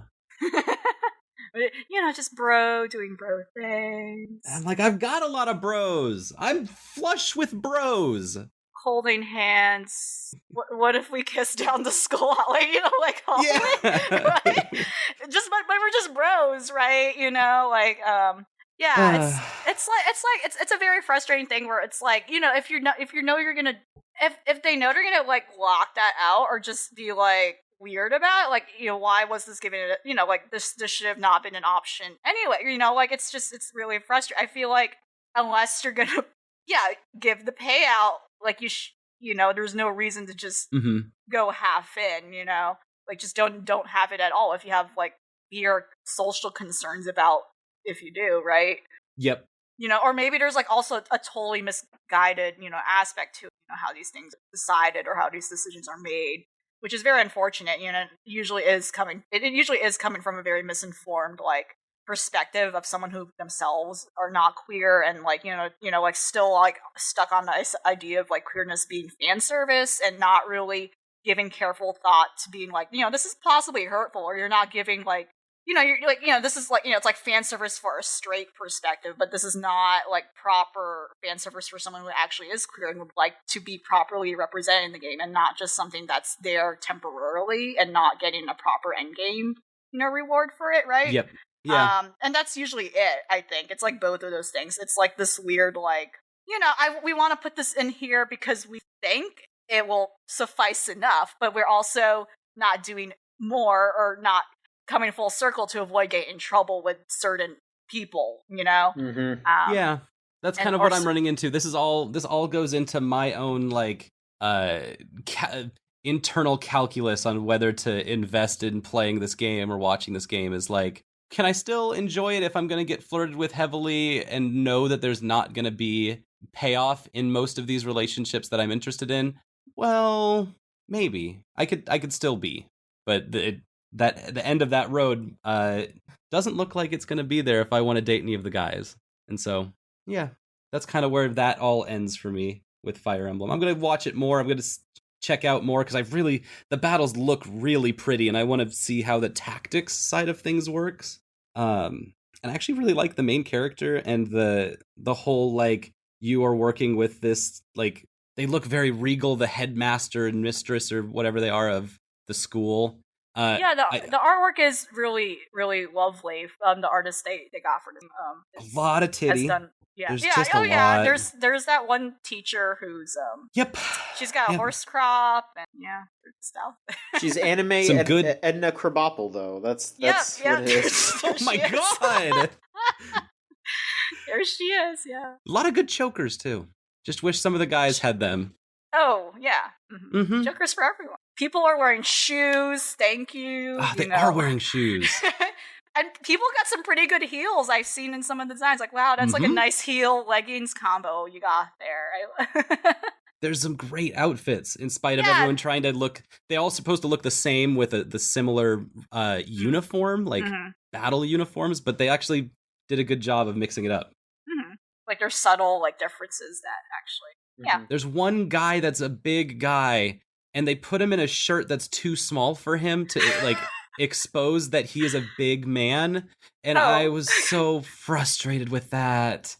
Put on a shirt he can wear a shirt that's the right size and still be a big man. Is it like a situation where like how super heroines are like the are poorly painted or poorly drawn, so it just looks like they're naked, but it's just painted over.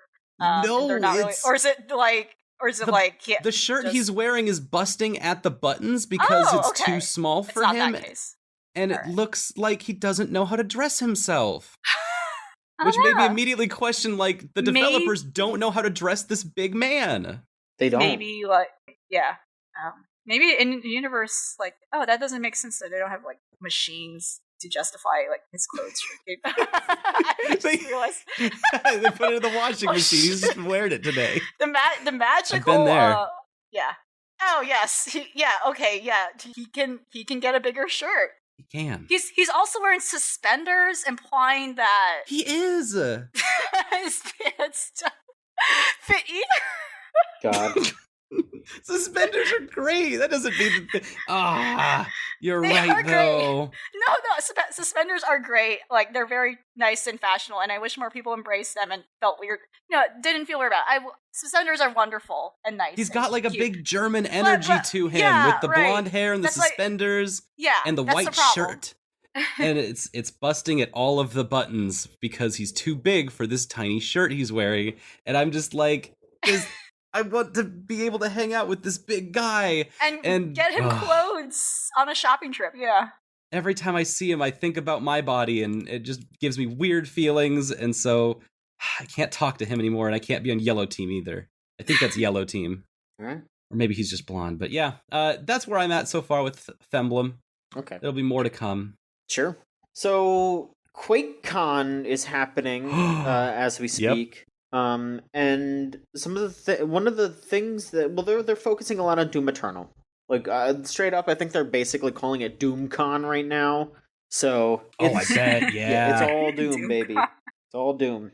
But I guess one of the things in celebration of Doom is Bethesda has ported the original 3 Dooms, Doom 1, Doom 2, and Doom 3, to consoles. That includes Switch, PS4, Xbox One, and mobile devices such as iOS and Android. Those were never on that, were they? Now it's everywhere. They were on mobile devices previously, but I guess this is a new port. And yeah, they haven't been on Switch, PS4, or Xbox. So yeah. Wow, I always thought that they always just were around because Doom's on everything, right? That's the gimmick? I mean, yeah, that is how it should be. Play it on your calculator? Yeah. I will say that these ports are not the greatest. I am not well versed in Doom, but I've seen like some big Doom fans talking about how like the sound isn't great, at least for like the old versions of Doom. I don't know about Doom 3. Doom 3 might be the best because Panic Button ported it, and whenever Panic Button ports something, it's usually like magic. So, Doom 3 is probably fine, but Doom 1 and 2, I've seen that there's like some sound issues, some like other weird things, and then the thing that everyone's pissed about, which I get it, for Doom 1 and 2, those are single player offline games, but you have to log on to the internet and log on to BethesdaNet to play them at all. Oh, I saw people getting mad about having to go online. I did not realize that meant they had to go through BethesdaNet? Yep. So you can't like play that game unless you're logged on to something. At least that's what it seems like. So if I want to undock my Switch and like play it on a plane or something, no? Yeah, I guess you can't play Doom. You can't play Doom mobile on that's Switch. bad. Yeah, it's pretty bad. I don't know. They really should fix that. Okay. Well, you only have to log in once for Doom 1 and 2. But still, that is still really stupid that you have to log on at all for a single player game like that. Just dumb. Just dumb. Mm-hmm. No reason for that. No reason for that.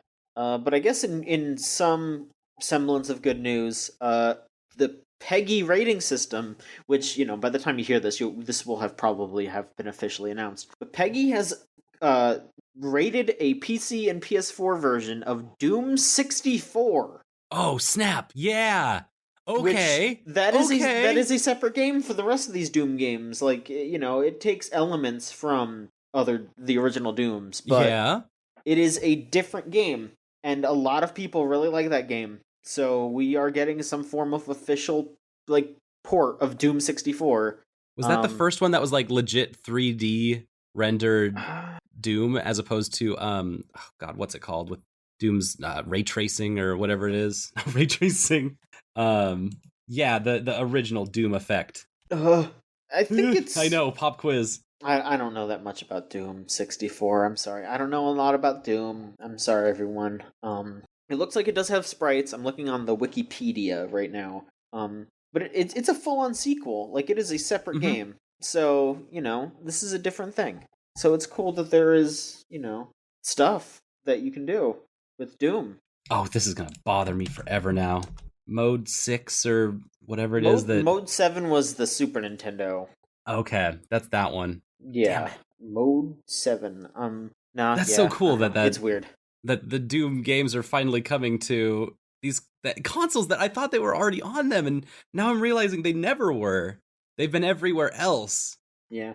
Including, like, calculators, and I remember when they put the Doom game itself on, like, the Mac status bar.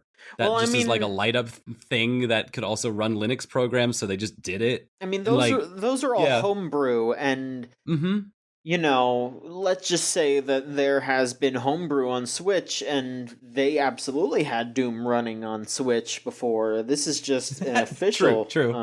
An official release. Weird. QuakeCon. Yeah, that's pretty much it for me. Is there anything else y'all want to talk about? Solon, you played that Tokyo RPG Factory demo, right? Oh yeah, I did. All right, it's time. It is time. I've been waiting all podcast for this. The Tokyo RPG Factory report by the local expert, the one who the studied scientific master of Tokyo RPG Factory games. For better and for worse, Solon is on the case because I've played the Oninaki demo this week. Not once, but twice. Played through that thing because it was okay, which in Tokyo RPG Factory terms is great. It was fantastic on that level. If you're not familiar with Tokyo RPG Factory, they conned everyone 4 years ago into playing I Am Setsuna by saying that it was a Chrono Trigger-like video game. It's not. I Am Setsuna is a good game, but it is not anything like that. And so that was their original reputation. Then they made Lost Sphere, which came out of nowhere and resulted in going nowhere because it was a very wretched, awful, abysmal, putrid video game to play. It had some sweet moments in it, but those were mostly maligned by just abysmal story, characters that were unlikable, and very repetitive action and combat that eventually came to a place that was fun to play, but only after suffering through it for 20 hours. It was way too long. But here we are now. Oninaki is their newest game, the third game in this in the RPG Factory's existence. So we can now for sure say the factory's booming. They can print out games every 2 years, and that happens. Whether they're good or not, we don't know yet. But that's the next thing to find out is, can the factory that is supposedly making RPGs get to a place where they're actually making quality games that are fun to play. It's not that high of a bar now that they have made 3 games, but I do want to see them get over that bar, and I think Oninaki will do it. Because they are building all these games in the same engine, but they are different teams. This is my theory, is that these are different teams that made I Am Setsuna and Lost Sphere. So the I Am Setsuna people have been spending the last 4 years making Oninaki, and now the Lost Sphere people are going to spend these next 2 years making something new, and the factory will continue in perpetuum, in perpetuity. Where Oninaki starts everything out is in a strange place. It hits very hard and gets into some dark themes. And so I'm going to be talking about a couple of themes coming up that are about death and grief, especially grieving over the dead.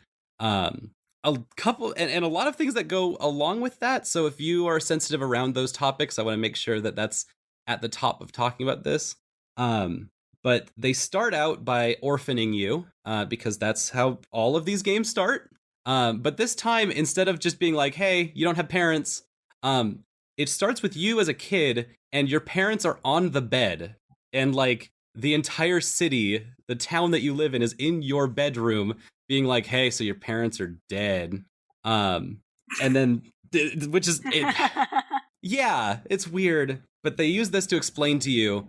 They say, hey, kid, you're not allowed to grieve over your parents' death. And the kid is like the protagonist, and he's like, yeah, sure, I won't grieve, I guess. I'm not supposed to have feelings in this game anyway, so I won't start now.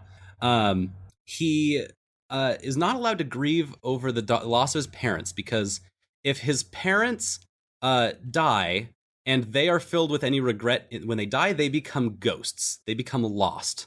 Their spirits are lost in the world between the living and the dead, and they're not allowed to pass on. If they pass on, they are reincarnated.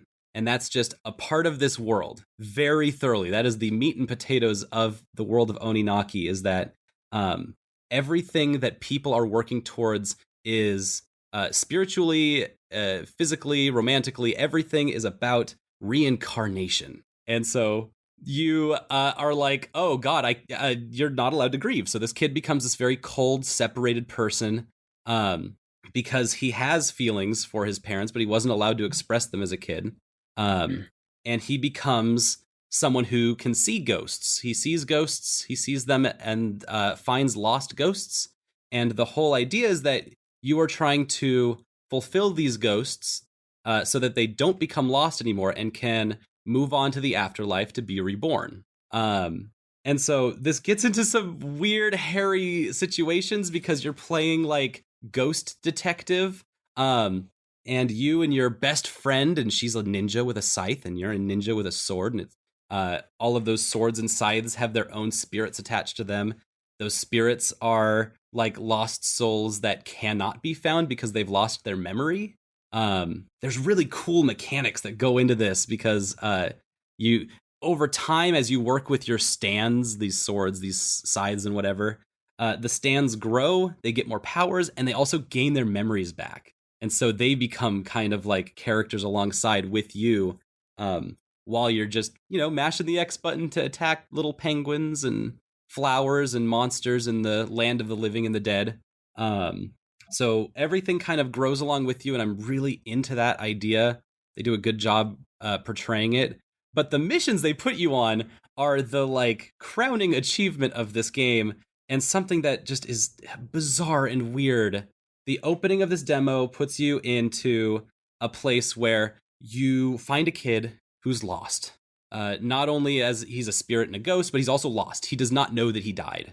You find him and you're like, hey, you're dead. And he's like, oh, uh-oh. And he gets very sad because all he wants to do is see his parents. And so he can't move on. He can't pass on because he's alone and misses his parents really bad. He goes, you take this boy to his parents, and the parents go, oh, we haven't seen him for weeks because we thought he passed on. We knew he was dead. We've mourned for our child. It was really sad, but we've been trying to be very optimistic because he's passed on. He's going to be reincarnated, and that's okay. And then you're standing there in front of them. The detective, the Watcher is what they're called. And they're like, if you're here, if you're a Watcher, that means, and you go, yeah, that means I've got your kid. He's right next to me. He's a ghost and he can't pass on because he misses you too much. And they do the math on that immediately. And they're like, oh, so he's just going to be a ghost because he misses us. He won't be reincarnated. So all of everything that we know about reincarnation is not going to happen. And their solution to this immediately is, you need to make us ghosts so that we can all pass on together. And they, yeah. And the Watcher's like, oh yeah, that makes sense to me. All right. And so he apparently has the rights and power bestowed upon him by the government of this world to kill people who request it. So that they can be reincarnated without regrets. And then the title card hits.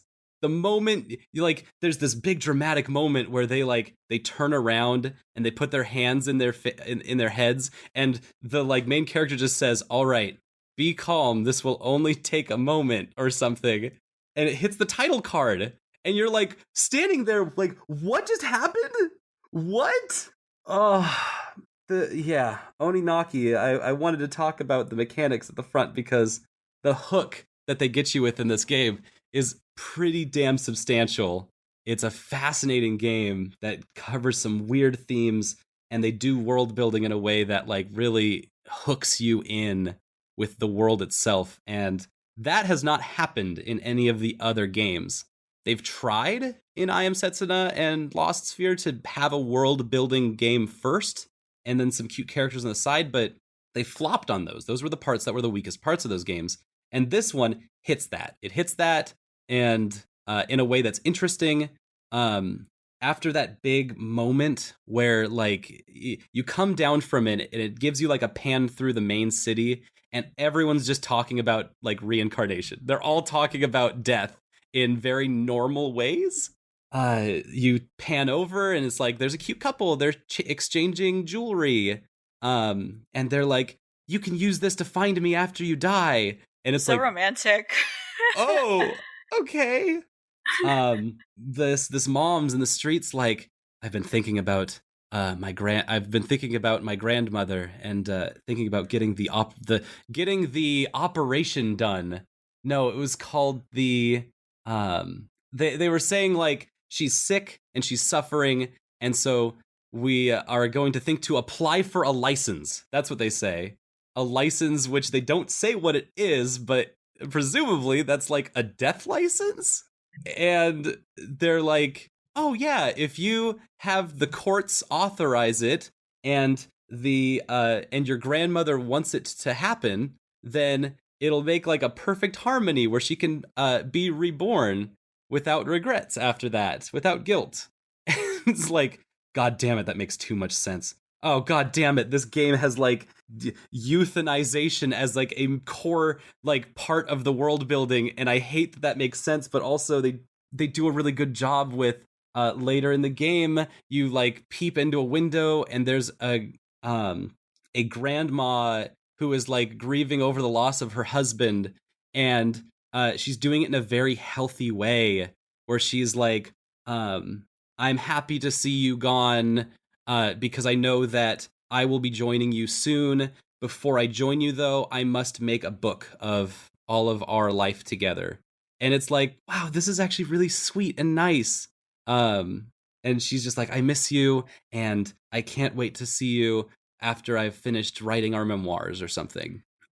So yeah, it's a buck wild game, and that's why I played through it twice, because I needed to stream it, because I needed to share it with someone that wasn't me, so I could not just sit on all of these weird feelings. And yeah, and it sounds tough. It sounds heavy. Yeah.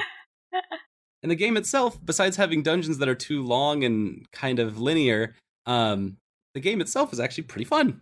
It actually was fun playing an actual action game instead of a turn-based RPG. It's just you mash X and do some attack combo strings, and then you hit the B button. It'll be a movement option depending on what your weapon is, where you can either roll to the side or teleport through something, or there were quite a few different options there. So yeah, I've had fun with that, and it was also very weird.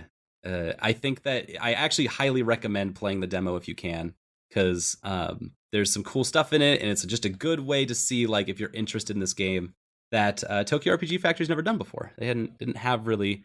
They had a demo for Lost Sphere, but it sucked. It was kind of crap. So this one's a really good demo. Well, I think it's time for us to move on to questions. Yeah. Right. Yeah. If you want to send in questions, go to videogamechoochoo.tumblr.com/ask. And you'll sound like these fine folks here. Anonymous asks, Sonic is the only game franchise that utilizes ska music to a great degree. Ska is the pumping action fuel music for any fast-paced experience. So why aren't developers using it? Where is the ska? I think the answer is that Sonic is the only thing fast enough to match ska's energy. Oh, there's some ska songs in and some like kind of like pop rock songs. Sports games have ska here and there, like crazy license stuff. Yeah, there's a couple in the DDR games I've been playing. Yeah, that are very 2006. Mm-hmm. And those are like the worst songs in the game, which is really unfortunate. But they just, the BPM is too high and the note charts are just not organized enough to be at a rate that's that quick. Mm-hmm. And so it just makes like spaghetti. Mm-hmm. It's note spaghetti. God, what else? There's gotta be ska in, there really isn't, is there? Not really. Oh, Tony Hawk? No, that doesn't exist anymore, does it? I mean, they exist if you buy the old ones. I'm pretty sure there's probably like a ska. Yeah, they were in the there? older games, definitely. Yeah. Yep. What else? God, wow, yeah, that is definitely, really bleak. Like, I definitely think there's like at least, I mean, you know, again, the Tony Hawk's like definitely in the older titles, but sports games definitely must have at least one ska song licensed in there, you know, in the sound. Yeah. There has to be. No, yeah, you're right. I do remember the DDR ska music is not great. Everyone send us your favorite ska soundtracks in games. There you go. That's your homework. Yeah. That isn't Sonic. Mm-hmm. That's not Sonic. Hey, if you want J-Rock, there's lots of that, and it's... I mean, there's lots of that in Sonic, too, and it's pretty good. Mm-hmm. Sonic just has good music. Oh, very good does. Music. Harlequin Wheels asks, in light of recent events vis-a-vis the TF2 economy, what's your favorite time a patch had unintended consequences that led to absolute chaos? Also, what's the most fucked up video game economy? I mean, I think I would say GTA 5 with its real money casinos, but you know, that would for the second one. I don't think there's much more argument there. It's really a fucked up idea when you think about it for 2 seconds. Yeah. I guess we could just hit the first one then. Can you think of any patches that just like caused shit to collapse? Kremba was explaining this to me at the GameZone.zone. That last week there was the patch in EVE Online that made it so like a world event that was supposed to be kind of relatively tame ended up like almost causing an apocalypse in EVE Online.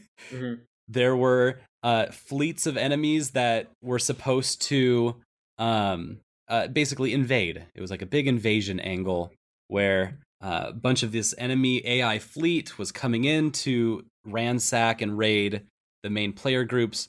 But instead of these enemy ships having accuracy that was relatable to normal ships, they were hyper accurate from ranges that you could not like reach in any other ship in the game. And so they would just fire death lasers that would like kill you in one hit, that would destroy your entire ship from hundreds and hundreds of spaces away. And it caused a huge panic, and people were like immediately had to start going in like 24-hour rotations on shifts to protect their stuff in this game. And it was like a really scary moment where they actually had to bring all of the alliances in the game together to talk about how to deal with this, and had to like get into conference calls with CCP, I think that's the EVE people. It was hearing that story from Kremba and I think Stu was a part of talking about it too, was just unbelievable. I couldn't stop reading about like how many people who had such huge investments into this game, like real monetary investments, getting ruined by a glitch in the game that can happen at any time because it's a video game. It's a big game. These kinds of things, there's no reason these couldn't happen on any second of any day. And it's what our entire, like, people's entire livelihoods are based on. So, yeah, that one's a good one. I don't know if you have any others, but, God. I don't know. I can't think of too much. Like, there's definitely just been like, oh, this is a bad patch, and, you know, those things get fixed. I don't really think of anything, like, as crazy as the TF2 one or even that Eve one, but I'm sure there's stuff out there. It's like, kind in of terms weird. of, like, oh, yeah. like, in terms of the actual economy, though, not, like... Not just the economy, just, like, how the game plays, like, fucking it up, you know?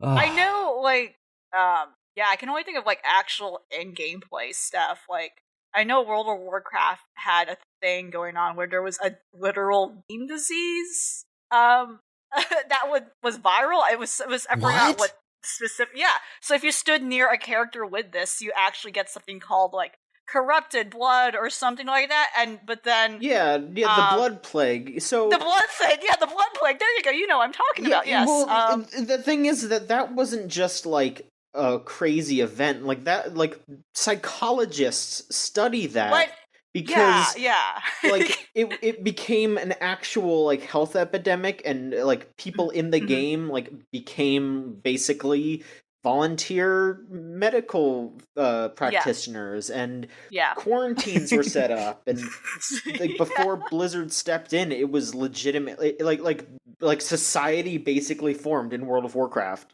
Yeah, it was like a prelude to the Lich King thing, and then it just got really way too serious. That was actually when I first started playing WoW, and that event was very weird to be a lowbie during, because I was like 14 in the leveling areas, and then I was a zombie. And then I would stop being a zombie, and I didn't get it. You hit the latter end of it before it was. Ooh. Yeah, I don't think that was necessarily a patch. That was just like an event. Yeah, that was just a weird event. I wasn't sure. Like, Yeah, I don't know. Let's see Very here. Good question. Yeah, good question though. Morat asks, if you could make any work that has recently entered or is about to enter the public domain into a video game, what would you choose, and what would the implementation look like? This is a really good question. What is going into public domain next year? Well, yeah, like, in terms of anime, Serial Experiments Lane is... Just in general. Yeah. Okay, well, yeah, just pointing that out, like, Lane's now in the public domain, which is... Yeah. What? Okay. Yeah. It's only for, like, a few years, but they straight up said, like, hey, you can make things out of Serial Experiments Lane for like the next 7 years, and you don't have to ask permission. Just do it. I don't know. This is it's tough because I'm not entirely sure how to read any of this. Like the list for 2020 in the public domain on Wikipedia, it says that when a work's copyright expires, it enters the public domain, and that laws vary globally for that. But like, it also says, like, where was it? Joseph von Sternberg, a film director, passed away 50 years ago and made Shanghai Express, which was a book, but also like it was a film in 1932, but it was also remade like years ago, like 10 years ago it was Jackie Chan and Chris Rock or something. So I don't know what that means. Yeah, what are you thinking? There's a bunch of these public domain characters, right? Mm-hmm. There's a bunch of these, like, you know, epic heroes from history. Now, here's my idea. What if we started to turn them into girls, and you could summon them, and they would fight over a grail or something? Just an idea. Just throwing it out there. You're onto something. You're onto $1 million idea. Don't say million. 50 years It's ago, a billion. 50 years ago, Walter Gropius, a German architect, passed away, and he had started the Bauhaus movement in architecture. Hey. So, if you want to summon the Bauhaus, the chair Go character, that's gonna come up next year, right? Yeah, there you go. Getting into Bauhaus fate. Okay. Well, at least this year, this is the only thing notable that stood out to me. Like the only thing, like a lot of Charlie Chaplin, and like a lot of silent films are entering the domain this year. I Uh-huh. can't find anything for 2020 though. I think Gone with the Wind is going to be in public domain next year. Oh, that'd be something, wouldn't it? Some capacity. Mhm. Yeah, it's like a lot of stuff that I don't know how they would. It's stuff that like I don't know how this would translate into a video game, because I think I think there's a reason why they were produced in the medium they were in. They're fine that way. That's where they best are Yeah. translated as. I don't know. There's nothing that stands out to me that, at least for 2019 to 2020, I don't see anything. I see Wizard of Oz on this list, and I don't. There's way too many Wizard of Oz. I know. I can't believe that would actually be in public domain and not Disney owned somehow. There's been like 50 different bad Wizard of Oz spin-off stuff for like the Are they past competing for copyright claims after I don't know this what's hits going public on. domain? I don't understand how public domain works, because it Listen, hasn't no one happened in the needs a United new- States in like 20 years. Like, Wizard of Oz is definitely something that no one needs another visitation of.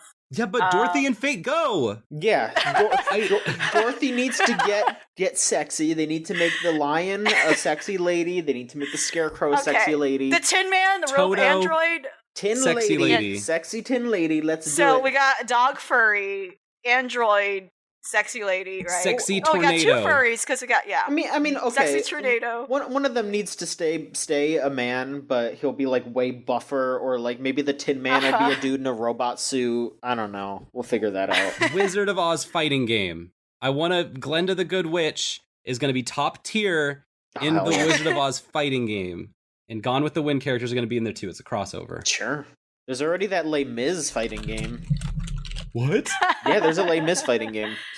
Everyone's really buff in it. Yeah. Holly didn't really. Yeah, he didn't need that much yeah. bread if he's that swole, you know. I know, right? It seems like Tarzan's entering the public domain. Okay. I'm pretty sure. I Something I can thought work with. Tarzan was in the public domain already. You're right, maybe. Maybe it's it's a specific book from the Tarzan series. Yeah. Okay, well, alright. Oh shit, the most dangerous game is hitting the public domain. Uh-oh. Oh, Uh-oh. yeah. Battle Royale. I mean, isn't there already Sir You Are Being Hunted? I thought that was already a game. Isn't that basically that? I think so. Yeah. Alright. But now they can have it be legit. Yeah. Alright, we got one last question, and this one might be the heaviest question we have ever answered. Alright. Shulis asks, you are King Harkinian chef. What is for dinner? I do not know who that is. I'm sorry. The king. Yes! He's the king. He's the king from Zelda CDI. He's the YouTube poop king. Okay. Elvie, you're my best friend. So I love it. So he's always going, I wonder what's for him, dinner. okay. So He had a name? he's King Harkinian, yes. And He had a name! and the guy on the magic carpet is named I thought he Guanum. was just the king of Hyrule. No, they all have names, and I know them. Wait, does every king of Hyrule have a name? Well, They had names? Whoa, I mean, okay. I know that the king that got turned into the king of Red Lions, his name was like Daphne's Hyrule. So Damn. yeah, Dope. I don't know They about had the other names, ones, whoa. but yeah. Well, I learned something new today. But the question is, okay, you know, I mean, I can rattle off all the different YouTube poop foods, because that's like what would be for dinner, because they would have spaghetti and Uh-huh. and meatballs, like how Mario feels like a meatball when Mhm. Yoshi eats them. What was the cat from that Russian animated shirt? Like, I want that beef ball. Yeah, that could work too. I bet Beef that's ball. I bet that's I a love YouTube that poop. one. I actually know that one. Yeah, there you go. I'm trying to think of other like YouTube poop foods. I mean, there's all the foods Hot that they eat. dogs. Yeah. There's all the foods that they eat at Ratatouille because they have the freshest ingredients. Well, all that shit, that like hungry pumpkin, that pumpkin flash game, that terrified. yeah. Yeah, the What is it? The sandwich. He's eating objects. Yeah. Look, there's only one No, thing and that you his name can is feed. Pumpkin. Pumpkin, yeah. The only There's meal no, fit there's for no a second king. P. I wonder like what's eating for another dinner. Ah, Doritos Locos Tacos. You think he's eating That's what's for dinner. Oh, Doritos! Yes. Yeah, I think he would love those. Toast. Because all toasters toast. Yeah, absolutely. Absolutely, they would have toast. Holy fuck. Yeah, that's the side. You gotta have the side. I mean, would they eat Octoroks? Because Link's so hungry, he could eat an Octorok. Or was that just like, throwing it out Do they have there? a toaster, or are they just eating raw toast? Well, just raw white bread, yes. I mean, who knows? Because Mario thinks that you put toast into a toaster, which you don't. You put bread into the toaster. But, I mean, there's so many fucked up things about YouTube. Luigi was just eating raw spaghetti one time. Probably. He's all fucked up. With no sauce. He was eating spaghetti one time with no sauce. I think that was a thing. Probably. I don't know. There's so many things that they could be eating, and there's so many fake oh my god.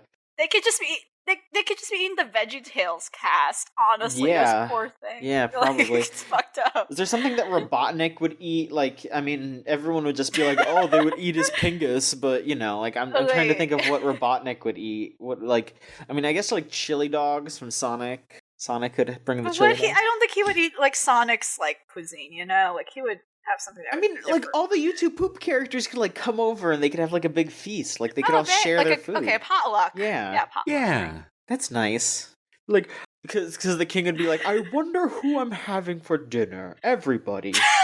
They would all come over to the castle and they would have a great meal. Yeah. I interpreted that as he's eating his guests. That's no, he wouldn't do that. So you're designing the YouTube poop, but it's the Last Supper, and King Harkinian's in the middle. Oh, that's so beautiful. I mean, he's about to get betrayed. He's the center. I've Who's the Judas of YouTube poop? Dr. Rabbit. Mm-hmm. Yeah. Hands down, gonna kill King Harkinian. Because he almost took YouTube poop down. I should tell this story. Because listen. YouTube poop because YouTube poop was just focused on the CDI Zeldas and Hotel Mario and all that. Right. That was all they were doing for a while. Quality animation. But then Walrus Guy, one of the great YouTube poopers, started to make the Dr. Rabbit YouTube poops, which were based on this dumb Colgate, hey kids, brush your teeth thing with a rabbit dentist. Don't mess with Colgate. Oh no. Yeah. Colgate sued him for doing that. Yep. Colgate does that. He brought it to court and he won. So really? Officially proving that YouTube poop is fair use. Yes. YouTube poop is proven in a court of law to be fair use. Wow. Thanks, Colgate. Yeah. Walrus Guy did it. He fucking did it. He cleared YouTube poop to be legal.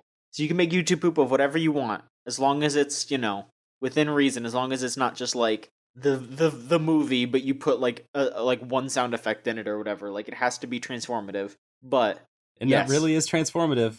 Yeah, it is. Wow. Rabbit is the Judas of Dr. Rabbit. Dr. Rabbit killed King Harkinian so that he may live forever.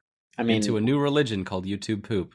You could say that. It's the Christian myth. I've had conversations with people about who the main character of YouTube poop is. I think it's King Harkinian, but I could hear arguments for Robotnik, maybe Mama Luigi. I don't know. I think it's Harkinian though. Mm-hmm. He wonders what for dinner. He does. Mama Luigi. Holy shit. I could talk about YouTube poop all day. We have to stop though. I have to stop myself. We've covered so much today. It's been a beautiful long podcast. Absolutely. All right. Well, thank you so much, Solon, LV. Thank you for being on. Thank you. We're glad that you're on. So as usual, at VGCC is our Twitter. Videogamechoochoo.tumblr.com is our Tumblr account.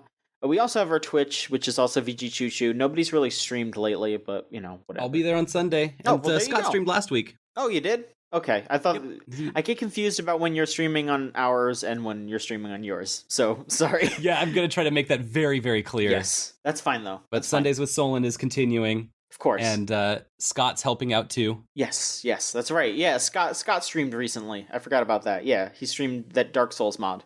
Yeah, and it's getting weirder. I want to see more of it. Also, I guess some announcements. We put up the videos, but we have trailers up on our YouTube channel because we are resuming Xchum, new episodes of that'll be coming soon, as well as we are starting a new series, which is something that we've actually been promising for like 4 years.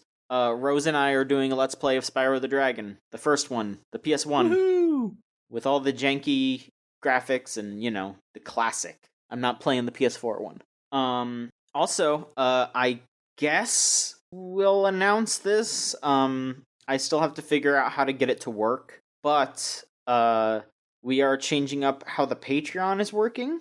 It is going to be we are going to eliminate all of the tiers except for one. It is going to be a $3 flat rate. We're going to call it the Express Pass. So everyone can just pay $3 and get everything. I know that all of you that are just listening to Chuchigatri are like, wait a minute, you're just going to charge us more for that? What if I just want to listen to Chuchigatri? Well, first off, before we change that, I'm going to see if I can figure out a way to like lock people in who have been just paying $1 because, you've been doing this for a while. I don't want to screw you over. And then if you do want to upgrade, you can. Secondly, if you do upgrade, I do want to give you the option to vote on shows that we should watch on Chuchigatri. So we're going to have it be 1 month is something that we choose, and then the next month is something that you all choose. It's got to be something that's like 12 episodes, be reasonable, just like what we've been doing. Don't tell us to watch fucking One Piece. Basically, we wanted to expand the Patreon to do a lot more things, and realized that we would have to like change the tiers a whole bunch and move people around, and like we didn't want to make any of that. So to make it easier for us to produce for you, we changed it to be a flat subscription.